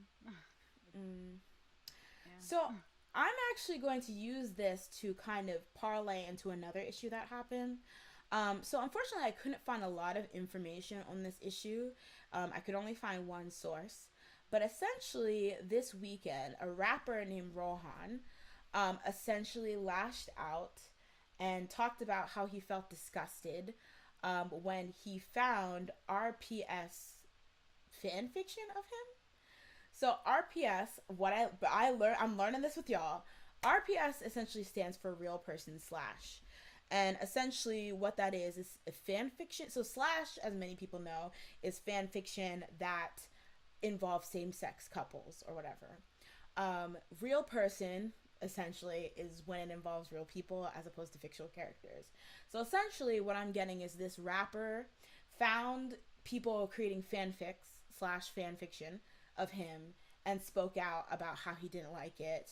In this particular article that I found on Netizen Buzz, it's not even a real article, it was just like, you know, Netizen Buzz like translating some stuff. It says that he expressed disgust specifically. And so there's a lot in this situation because this story came up around the same time as the Nancy issue was kind of coming to light. So there's like this kind of debate in the background about whether this deep fake and like spreading like a less like, you know, manipulated and like inappropriate photos of this female idol and criticizing, you know, men and men's behavior who do participate in this kind of stuff and think it's okay. A lot of people felt like this story was pushed to the forefront because often when it comes to writing real person slash or fan fiction, it involves female fan bases. So a lot of people are saying that it was a way to criticize female fans for doing something where they essentially involve a famous person in something that they necessarily don't want to be involved in, and comparing that to deep fakes. I'm gonna say off the bat, those are not the same. Like I definitely think deepfake is literally their face. yeah, exactly. Like one of these things are not like the other or whatever. Now we'll get into, you know, this whole thing, and it's a very nuanced discussion. So we're gonna have to put on our big boy pants, guys, for this. But I just want to say, yeah, off the bat, if that's truly why this even popped up, let's just like distinctly say deep fakes and sharing inappropriate pictures of people is not the same about doing fanfic, and that's just on period. But moving on, basically it brought up the discussion, and I actually think we just talked about this a couple times on this show, about, I guess, the morality, I guess we could say, of fan fiction, or like the okayness of fan fiction, and whether fan fiction that involves real people, in this case idols, it is appropriate, is something that should be encouraged, is something that should be looked down on. Now I think there's a lot of things when it comes to fan fiction that like makes it like there's such a nuanced discussion. So there's like fluff fan fiction, where, you know, it might involve shipping, it might not. Like, it might involve just like, you know, making Red Velvet fantasy warriors. It might, you know, talk about, I don't know, two idol members on a date or whatever. And then there's like more smutty, sexualized, more explicit fan fiction where you'll actually have people going, you know, at it and stuff like that. So when people talk about like whether fan fiction is right or wrong, most of the time I assume that what they're referring to is like the more explicit stuff. Because because I think like even though like it might be awkward to be like shipped with your like friend or shipped with your, you know, bandmate or whatever, you know, I don't think a lot of people are offended if like the most you do is hold hands. I think when it gets really tricky is when you're talking about explicit sexual acts being done, you know, to a member or like between members or whatever. And I think like when it comes to that, like anyone has the right to say, I don't want that written about me. Right? Like I think that's like, and I think that's kind of hard to swallow, or like a hard pill to swallow, because this is not a discussion we would have in 2005, you know? Like I think this is definitely a result of how the culture is becoming a lot more woke and really like revisiting a lot of stuff that is just natural, or just has always been. And so I definitely think that it's kind of hard because it's definitely something that people enjoy. It's a huge part of fandom. It's a huge part of a lot of different fandoms, not just K-pop. It's a huge part of like the world or whatever. But I think, you know, when it comes to real people who actually like, because obviously if you're shipping like, I don't know, Harry Potter and Ron Weasley. Harry Potter and Ron Weasley, like they're not real people. So, you know, like that's not like a thing or whatever. But like when it's real people who might run into you talking about how they're doing XXXXX explicit thing, that might be uncomfortable. Now there's a very uncomfortable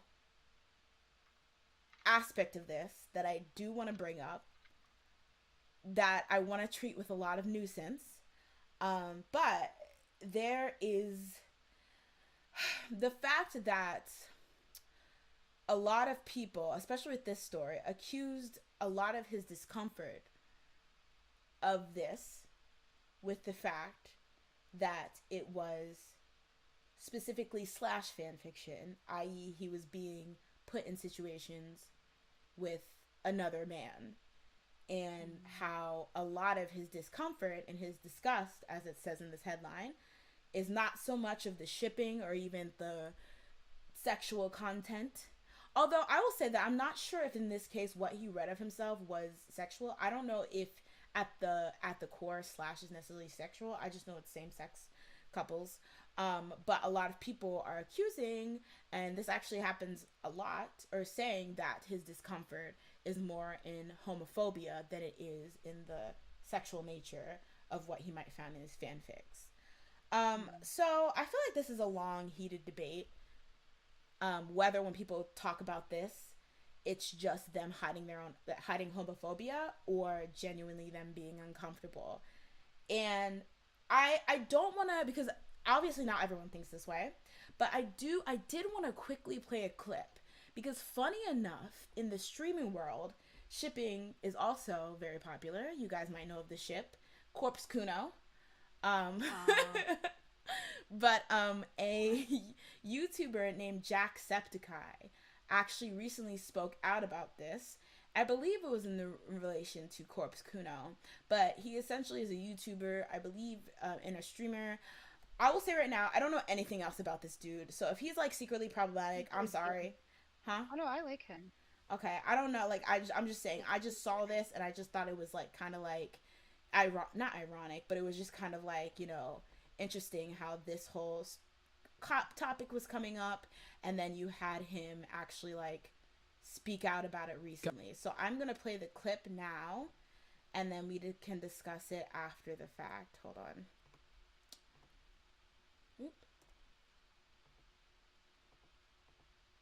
Oopsies.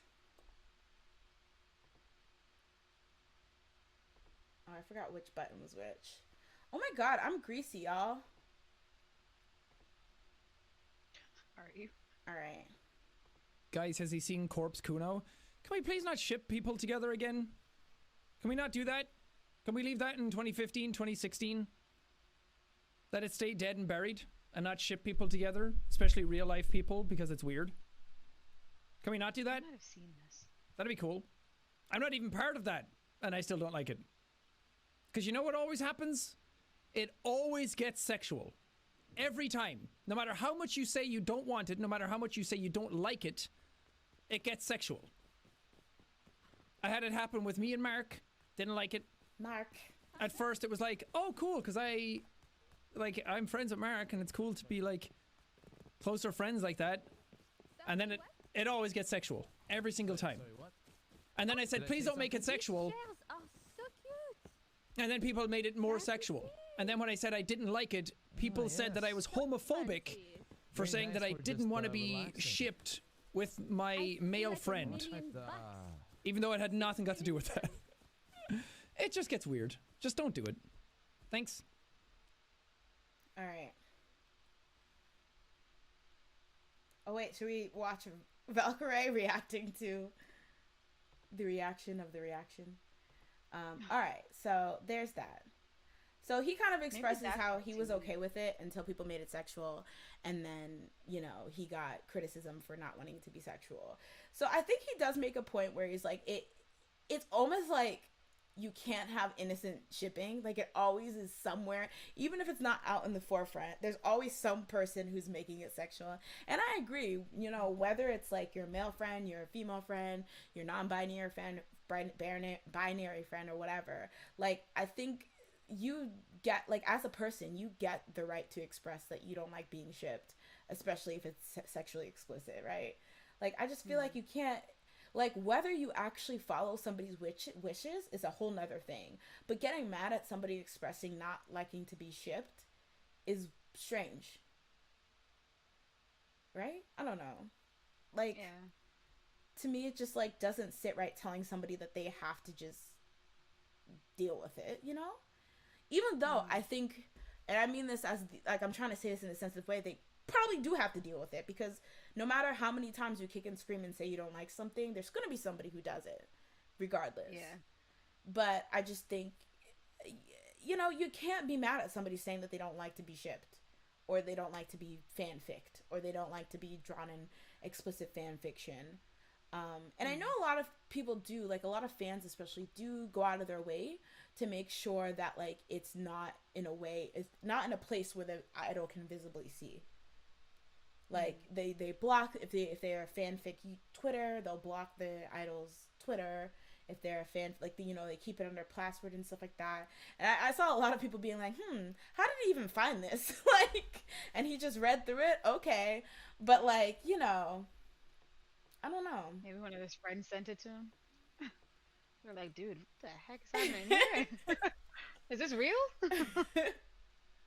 It's just, yeah, it's, I don't know, it's just hard because it's like you can't deny that sometimes, you know, especially when it's not sexual, when somebody's like, ew, I don't want to like be in this slash fiction, it might be like a hint of homophobia, but at the same time you can't tell somebody to like, okay, well, that was, you can't tell somebody that I'm going to write this explicit thing of you, whether it's slash fan fiction, whether it's not, whether it's with their best friend, whether it's their auntie.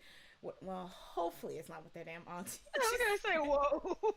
You can't just be like, no. No. So we're gonna read, I'm gonna go to the comments.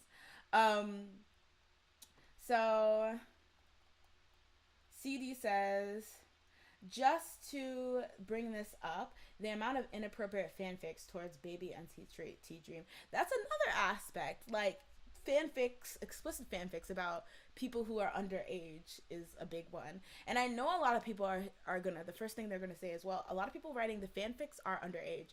Well, a lot of people writing the fanfics aren't. So we have to, like, make sure that's, like, a thing. Like, that we, CD says, there was an unwritten rule with some K-pop fans in regard to male idols is that despite age, when you start to hit puberty, you are fair game for smutty fics. And honestly, that's like such a weird thing that like the only thing that protects you from like being smut ficked. Ooh, smut ficked. Is that a thing that I just made? Being smut ficked is like being a minor. Like the thing is, I can be as uncomfortable with having like sexual content being written about me, whether I'm 17, 35, 852. Like it shouldn't be like, oh, now that you're like 18, you have to be okay with it. Like that's such a weird take. I wonder if I skipped anything. Okay, sorry. I remember all the Septiplier shipping. Okay, for people who don't know, when Jacksepticeye mentioned Mark, he was referring to Markimu. Is that what he calls himself? Markiplier. They're like close friends. They got shipped. Royally Princess. Hello, Royally Princess. Thank you for coming through. I think it's like Corpse Kuno or something like that. Is it Corpse Kuno or is it Corpse Kuno? I think it's Corpse Kuno because Okay. like it's corpse and then Kuno. Mm-hmm. Like the actual spelling. Mm-hmm. Guys, I did not mean to say the auntie. Please delete that from your brains. Nobody's shipping them with their shipping idols with their auntie. Yeah. I remember in 2014 when Wattpad was majorly relevant, I would scroll through a lot of shipped K-pop idols and finding them. Interesting how the writers have the mindset of creating this fic. Oh my! Honestly, it's hard because like there's so much history with shipping and fanficking that like I feel like that's why people get so offended or on guard when we mention that it's kind of weird to ship people IRL, and those people are allowed to say I don't like shipping. And the thing is, I've actually seen some people who are okay with shipping. Even in this Jacksepticeye clip, he said that he was okay with it until people made it sexual. Like he didn't care until he had explicitly asked for no sexual content and people decided to do that anyway. So it's like it's not even like a blanket statement to say everyone's not okay with it, but the thing is, nobody really is gonna in reality respect everyone's boundaries because they feel like as long as they keep it out of sight of the idol, then it's up to them, you know, as a public figure, you're gonna have stuff made about you, so you gotta deal with it. It's all innocent and good fun until somebody takes it too far, which always is the case with shipping. That's true. Like it's just people just can't follow guidelines. Like y'all saw that we read that whole thing about how or we saw that thing about how like in KCON 2014 they were literally reading fanfic at the K-pop convention. Somebody sue them. Somebody sue CJENM. Who somebody sue Mnet. I don't know. Like the idols were on the premises and y'all were okay. Make it make sense. But yeah, I feel like, Tia says, I will never forget when BTS was vocal about how uncomfortable, I saw a comment, a fan said, well, if they do not like it, they should stop being so close or hugging each other. Can we get into that? Your eye roll. Can we get into that though? What even? Because, okay, so here's the thing. There's a whole bigger thing. So a lot of people are like, well, what is it? Ship bait? Like, what do people call it? When, like, people play into their ships. Is it called ship bait? I guess it's ship baiting. Okay, well, when people ship bait, a lot, or like, you know, they do stuff or cute or like hug or you do egg yo. It's like once you play that up, you know, to sell a relationship, then you can't, you know, say anything about it. And I think a lot of people have talked about how ship baiting, and possibly like queer baiting in some like instances, like how idols do that to like promote themselves and stuff like that. And I feel like that's like a discussion to have, but I feel like you being like, I can do what I want because they hugged each other once. Well, they're friends, right? A lot of them are actually friends and do actually feel close. And sometimes some of the like receipts that people have like are just like not saying that they could never be in a relationship, but also you're using them looking at each other for 0.5 seconds as like you're saying that's like bait. It's confusing. Yeah, skinship fan service. Okay, whoa, my brain is malfunctioning. What's going on? Yes, thank you, Tia.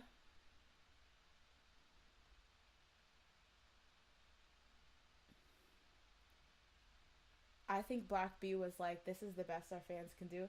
In terms of fanfics, LMFAO.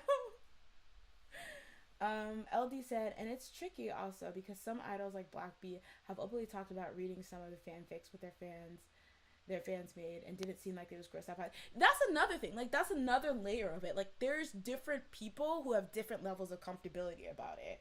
I think the big no-no is when somebody explicitly says, I'm not okay with this, and fans are like, good for you, we don't care. Like, I think that's when it just becomes... You want to hear something? Exactly. Anyway, Jacksepticeye caressed Markimu. Caressed his like, left what? butt cheek. Yeah, it's like,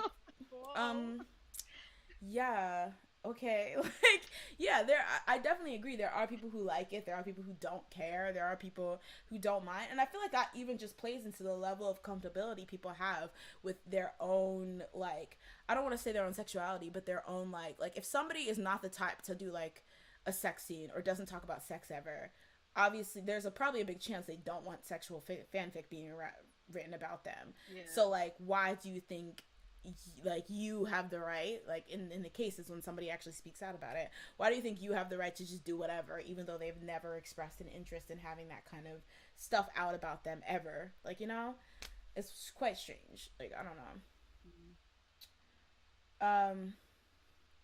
CD says skinship and ship baiting also comes down to just cultural differences. In Korea, male friends can hug, hold hands, and do fluffy things and not be looked at as weird.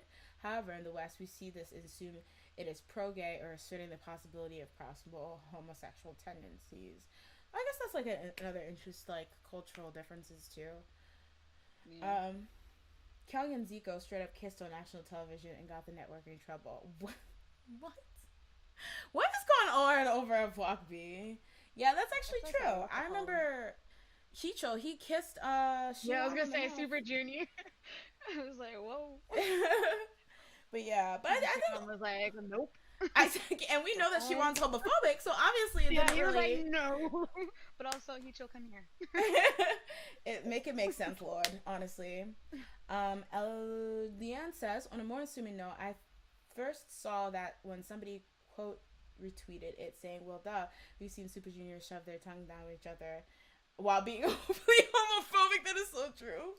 Like, literally. We know it means nothing because Shiwan will make out with Hicho 1 second and then, you know, I don't know, be homophobic, not acknowledge same-sex relationships in the other breath. So, you know. Has he really kissed every member? I just remember the video of him kissing Shiwan and then I think, what is it, Rioa?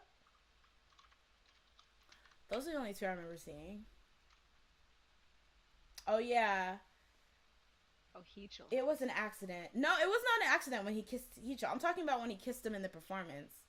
Weren't they, like, playing guitar or something? Yeah, it was, like, literally, right. I mean, it was some rock band. Yeah. Don't get me wrong, it was definitely like for the stunt. Like it wasn't like they were caught by dispatch or something, but it was like,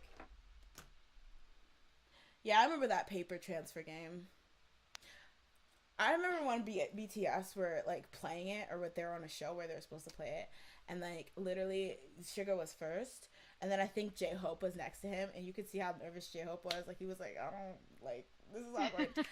And then like Suga, like he puts it in his mouth, and then he starts like coughing, and then falls down. He's like, oh, I guess we lost.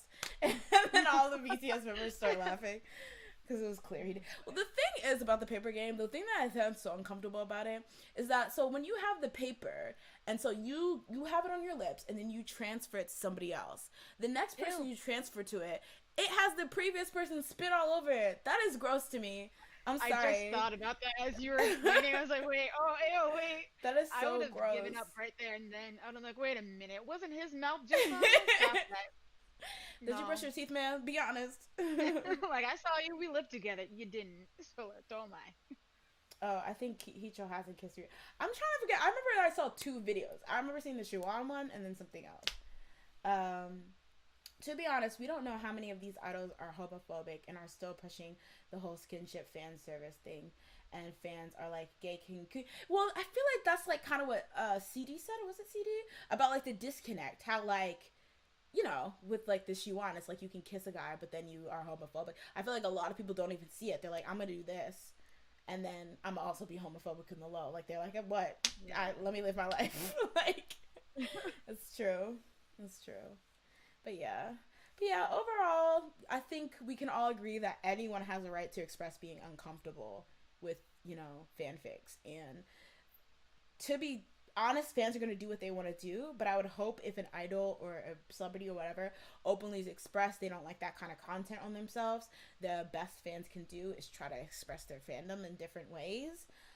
Because I doubt you, if you didn't want something about yourself, and especially because while like, obviously I'm just talking about the most explicit of the explicit, like obviously like if you want to make Irene a princess warrior, go ahead or whatever, I'm probably there, but like, you know, some of the more explicit stuff, some of the more explicit hashtags and stuff like that, you know, you're allowed to be uncomfortable with it. I don't know.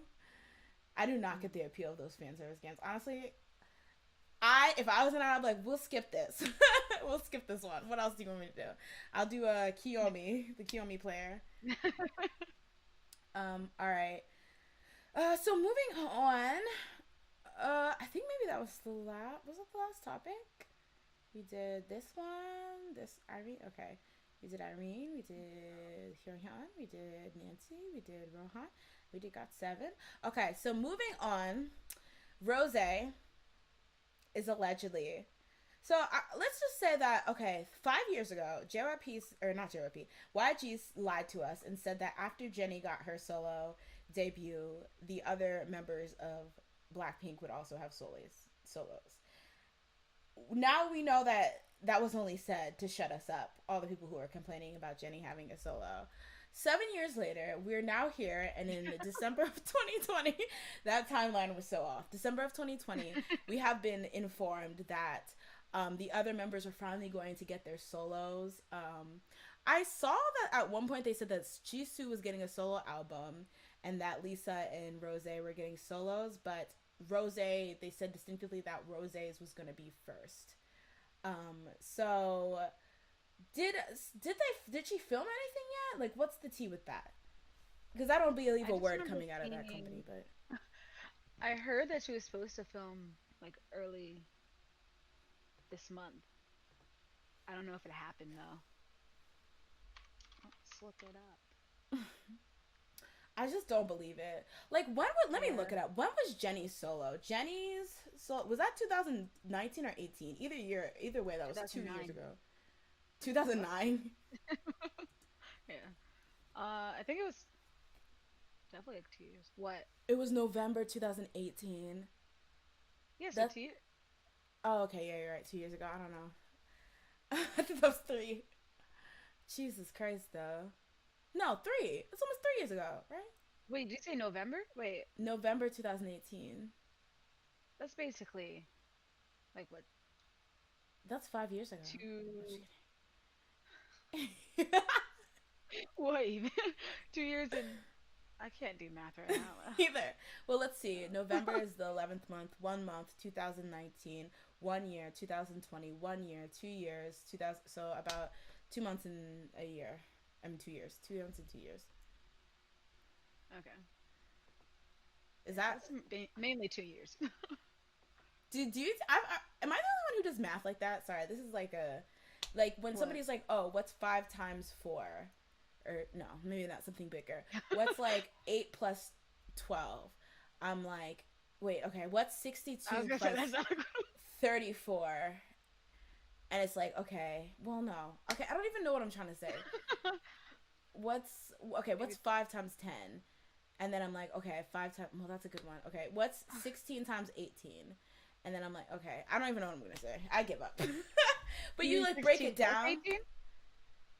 Because I do that. Well, like, what's 100 plus 55?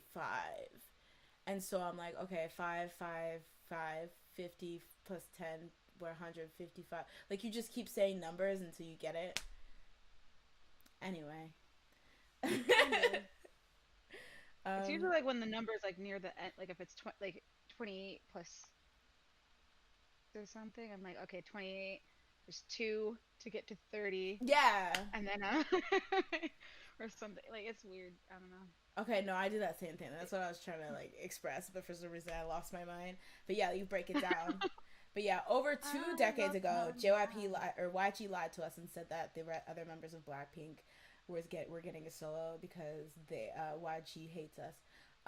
But apparently in our Lord's year of December 2020, they said that they're going to actually come back this year.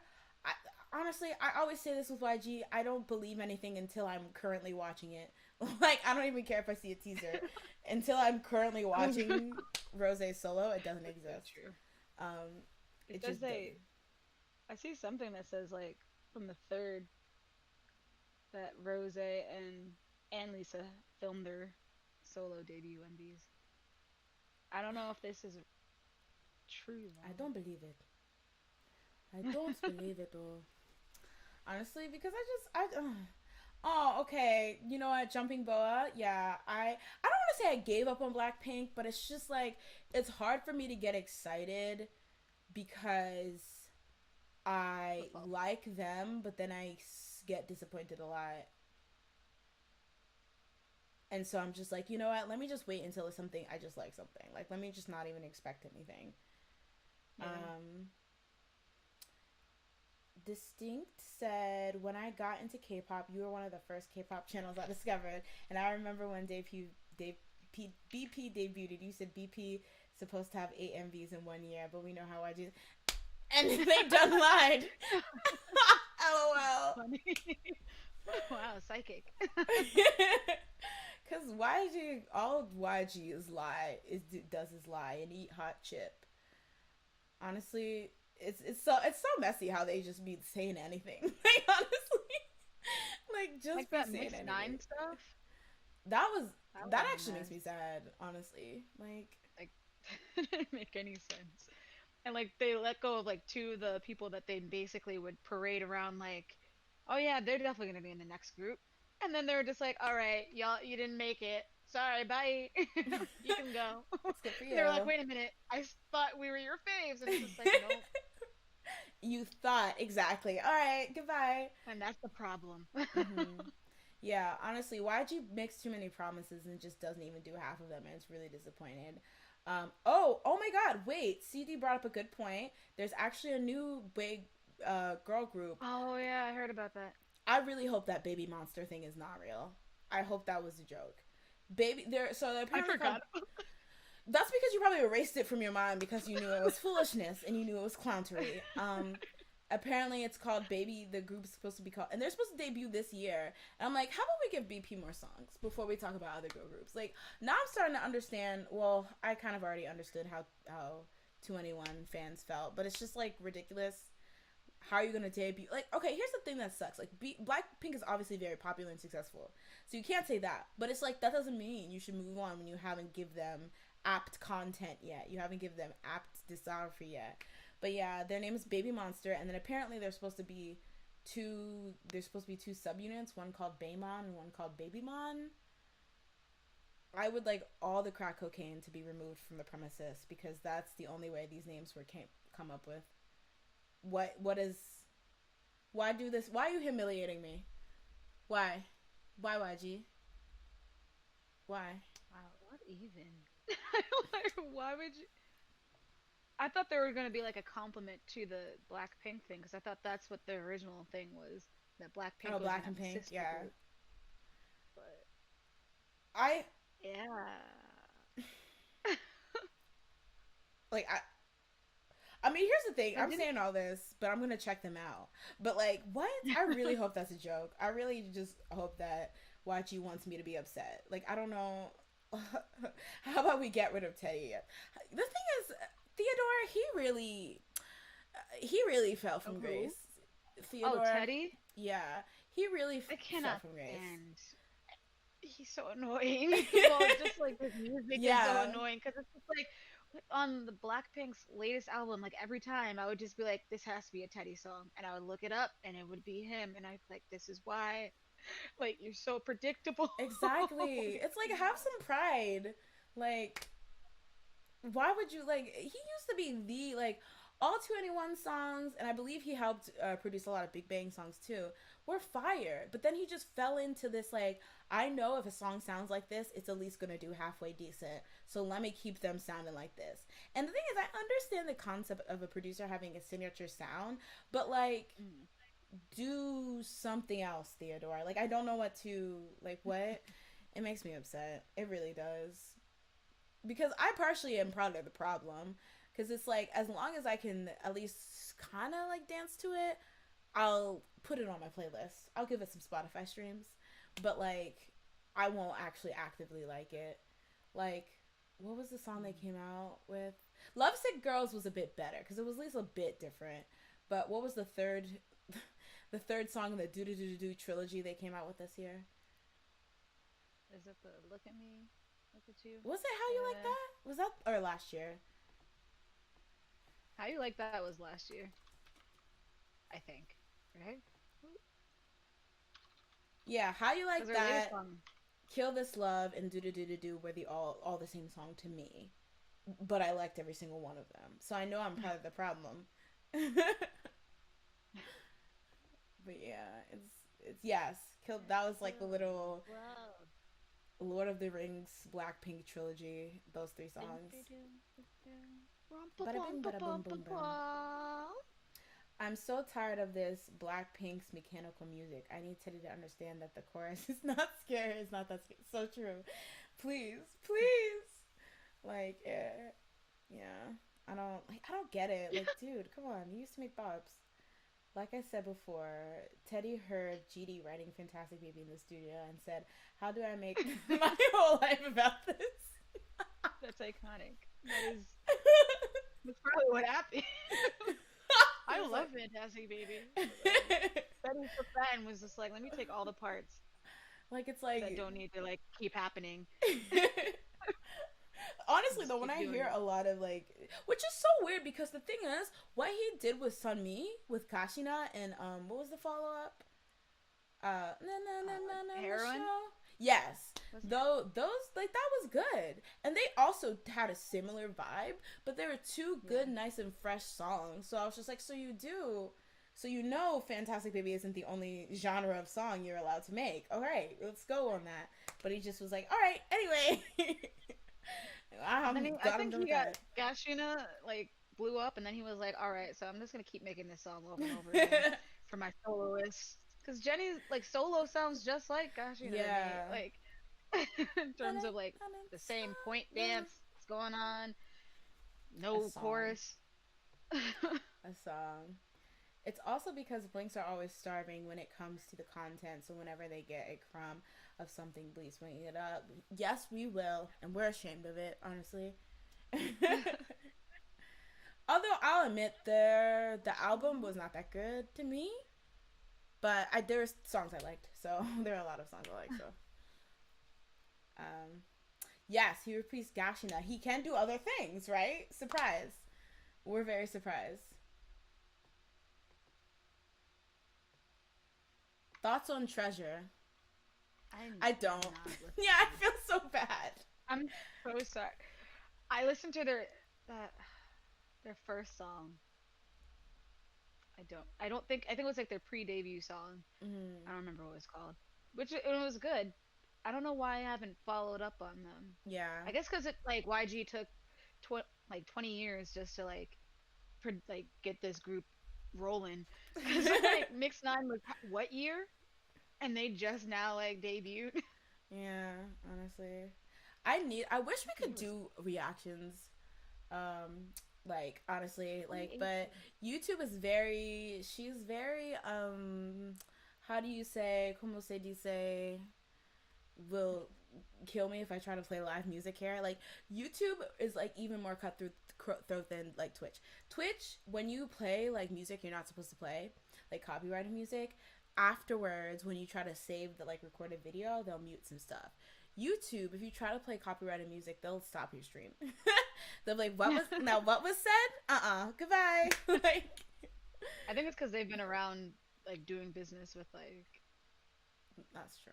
taking stuff down that they have more technology, while Twitch is just like, oh no, this is new. Um, no, let's just mute it for you. I don't Yeah, know. I I guess don't really. that's all Um, we can do right now. Correct, Leanne. YouTube hates success. YouTube has been praying down for my downfall since 2014. I've already accepted it. It's fine. It's not even YouTube's fault. Right? They're like, I didn't make that law. That's coming from me. But I will take a listen. The thing is, like, that's like honestly, let me go into complain mode. That's why I'm so upset, because Twitch, I was so excited to do like Music Mondays or Music Fridays or whatever, and just like live react and listen to music with you guys. But then Twitch had to get a conscience, and all of a sudden, acknowledge DMCA takedown, and so now we're here. How dare they? Abide by the law. How? What?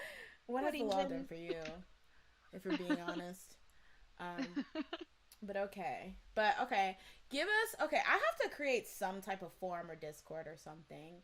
But right now, I'm going to give a moment, because I wanted to make this a 2-hour stream, and I think we're good on track.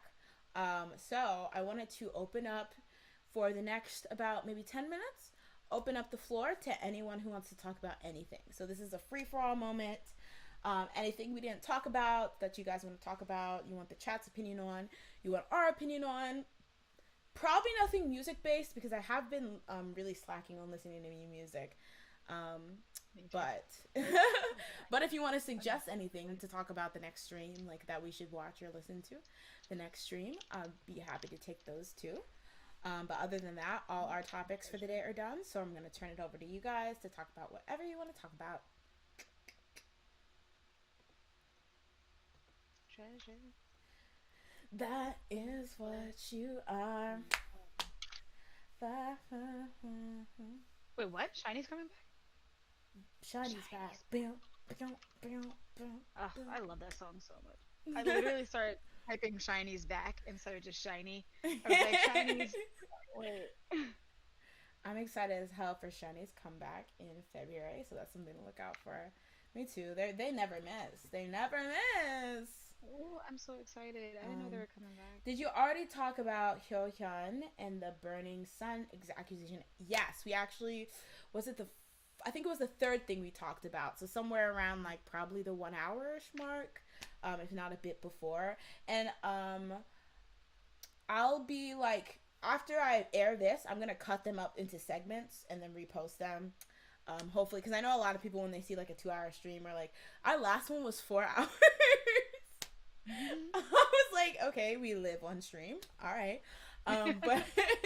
But yeah, I know it can be sometimes really like tough, and I'll make sure to put timestamps for this one too, because I think I did a pretty good job at like segmenting them this time.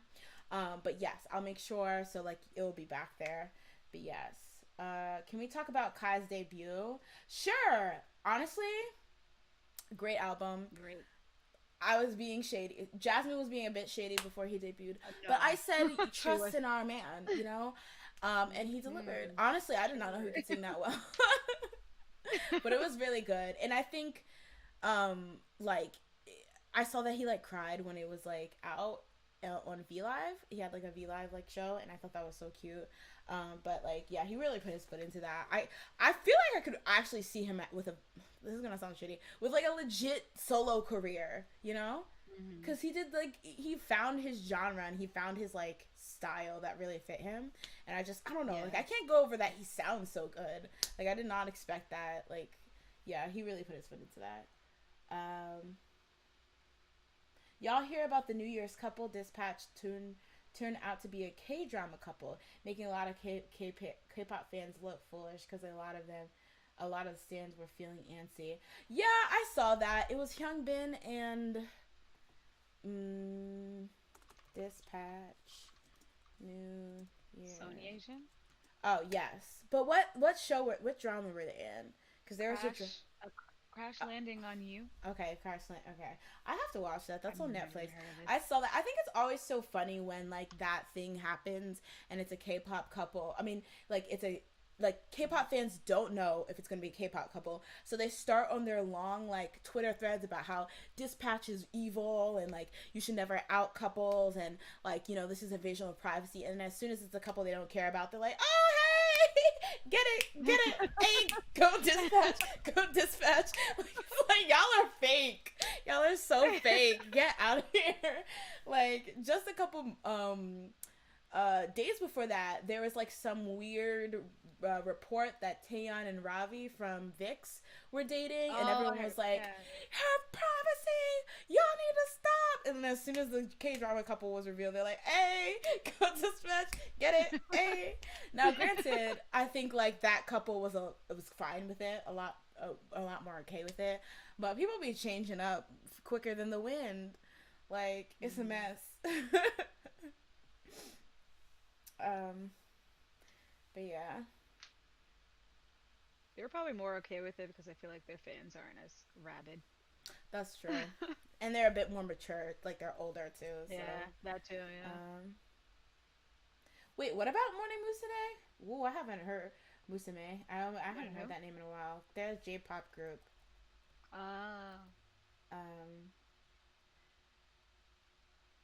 Plus, the Korean netizens were not amused by it because they already knew. Yeah, I saw that too.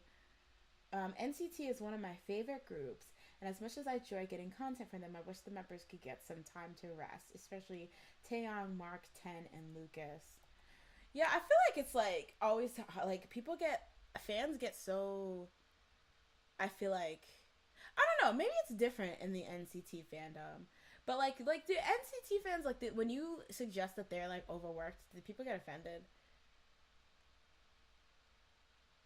Are you talking to me? Yeah. The resident N citizen. I am not.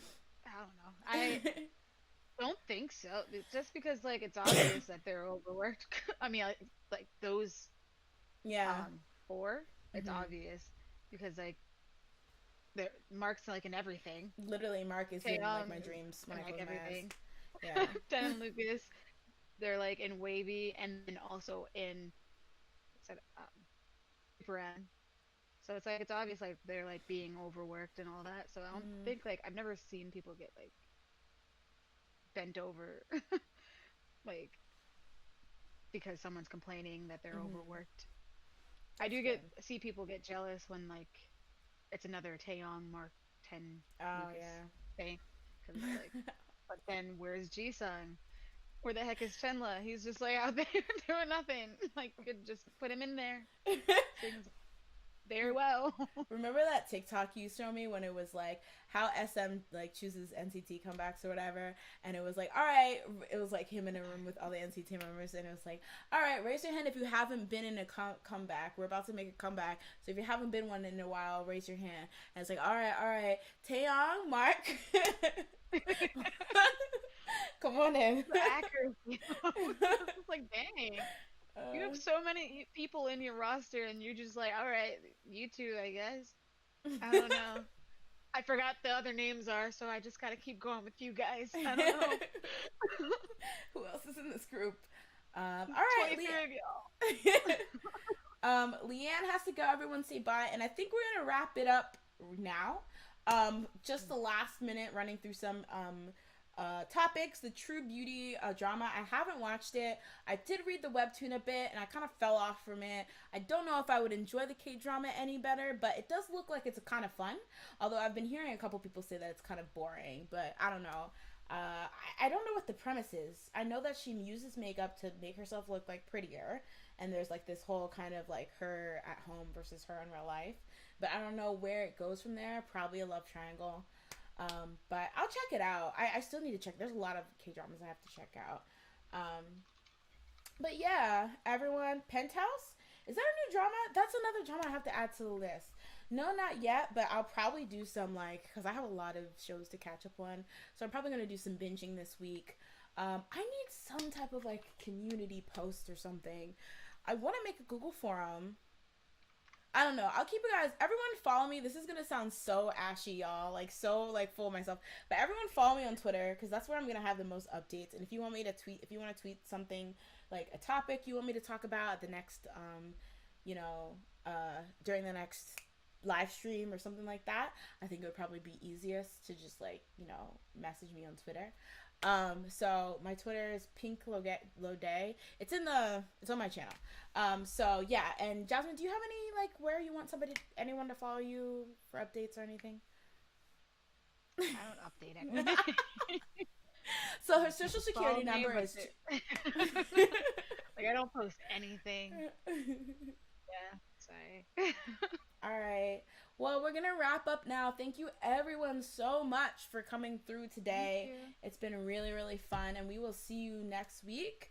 And any last words? Oh. It's a being held captive. Any last No. words? All right, guys. Good night. Thank you, everyone who came through. Bye-bye. Bye. See you next week. Bye-bye.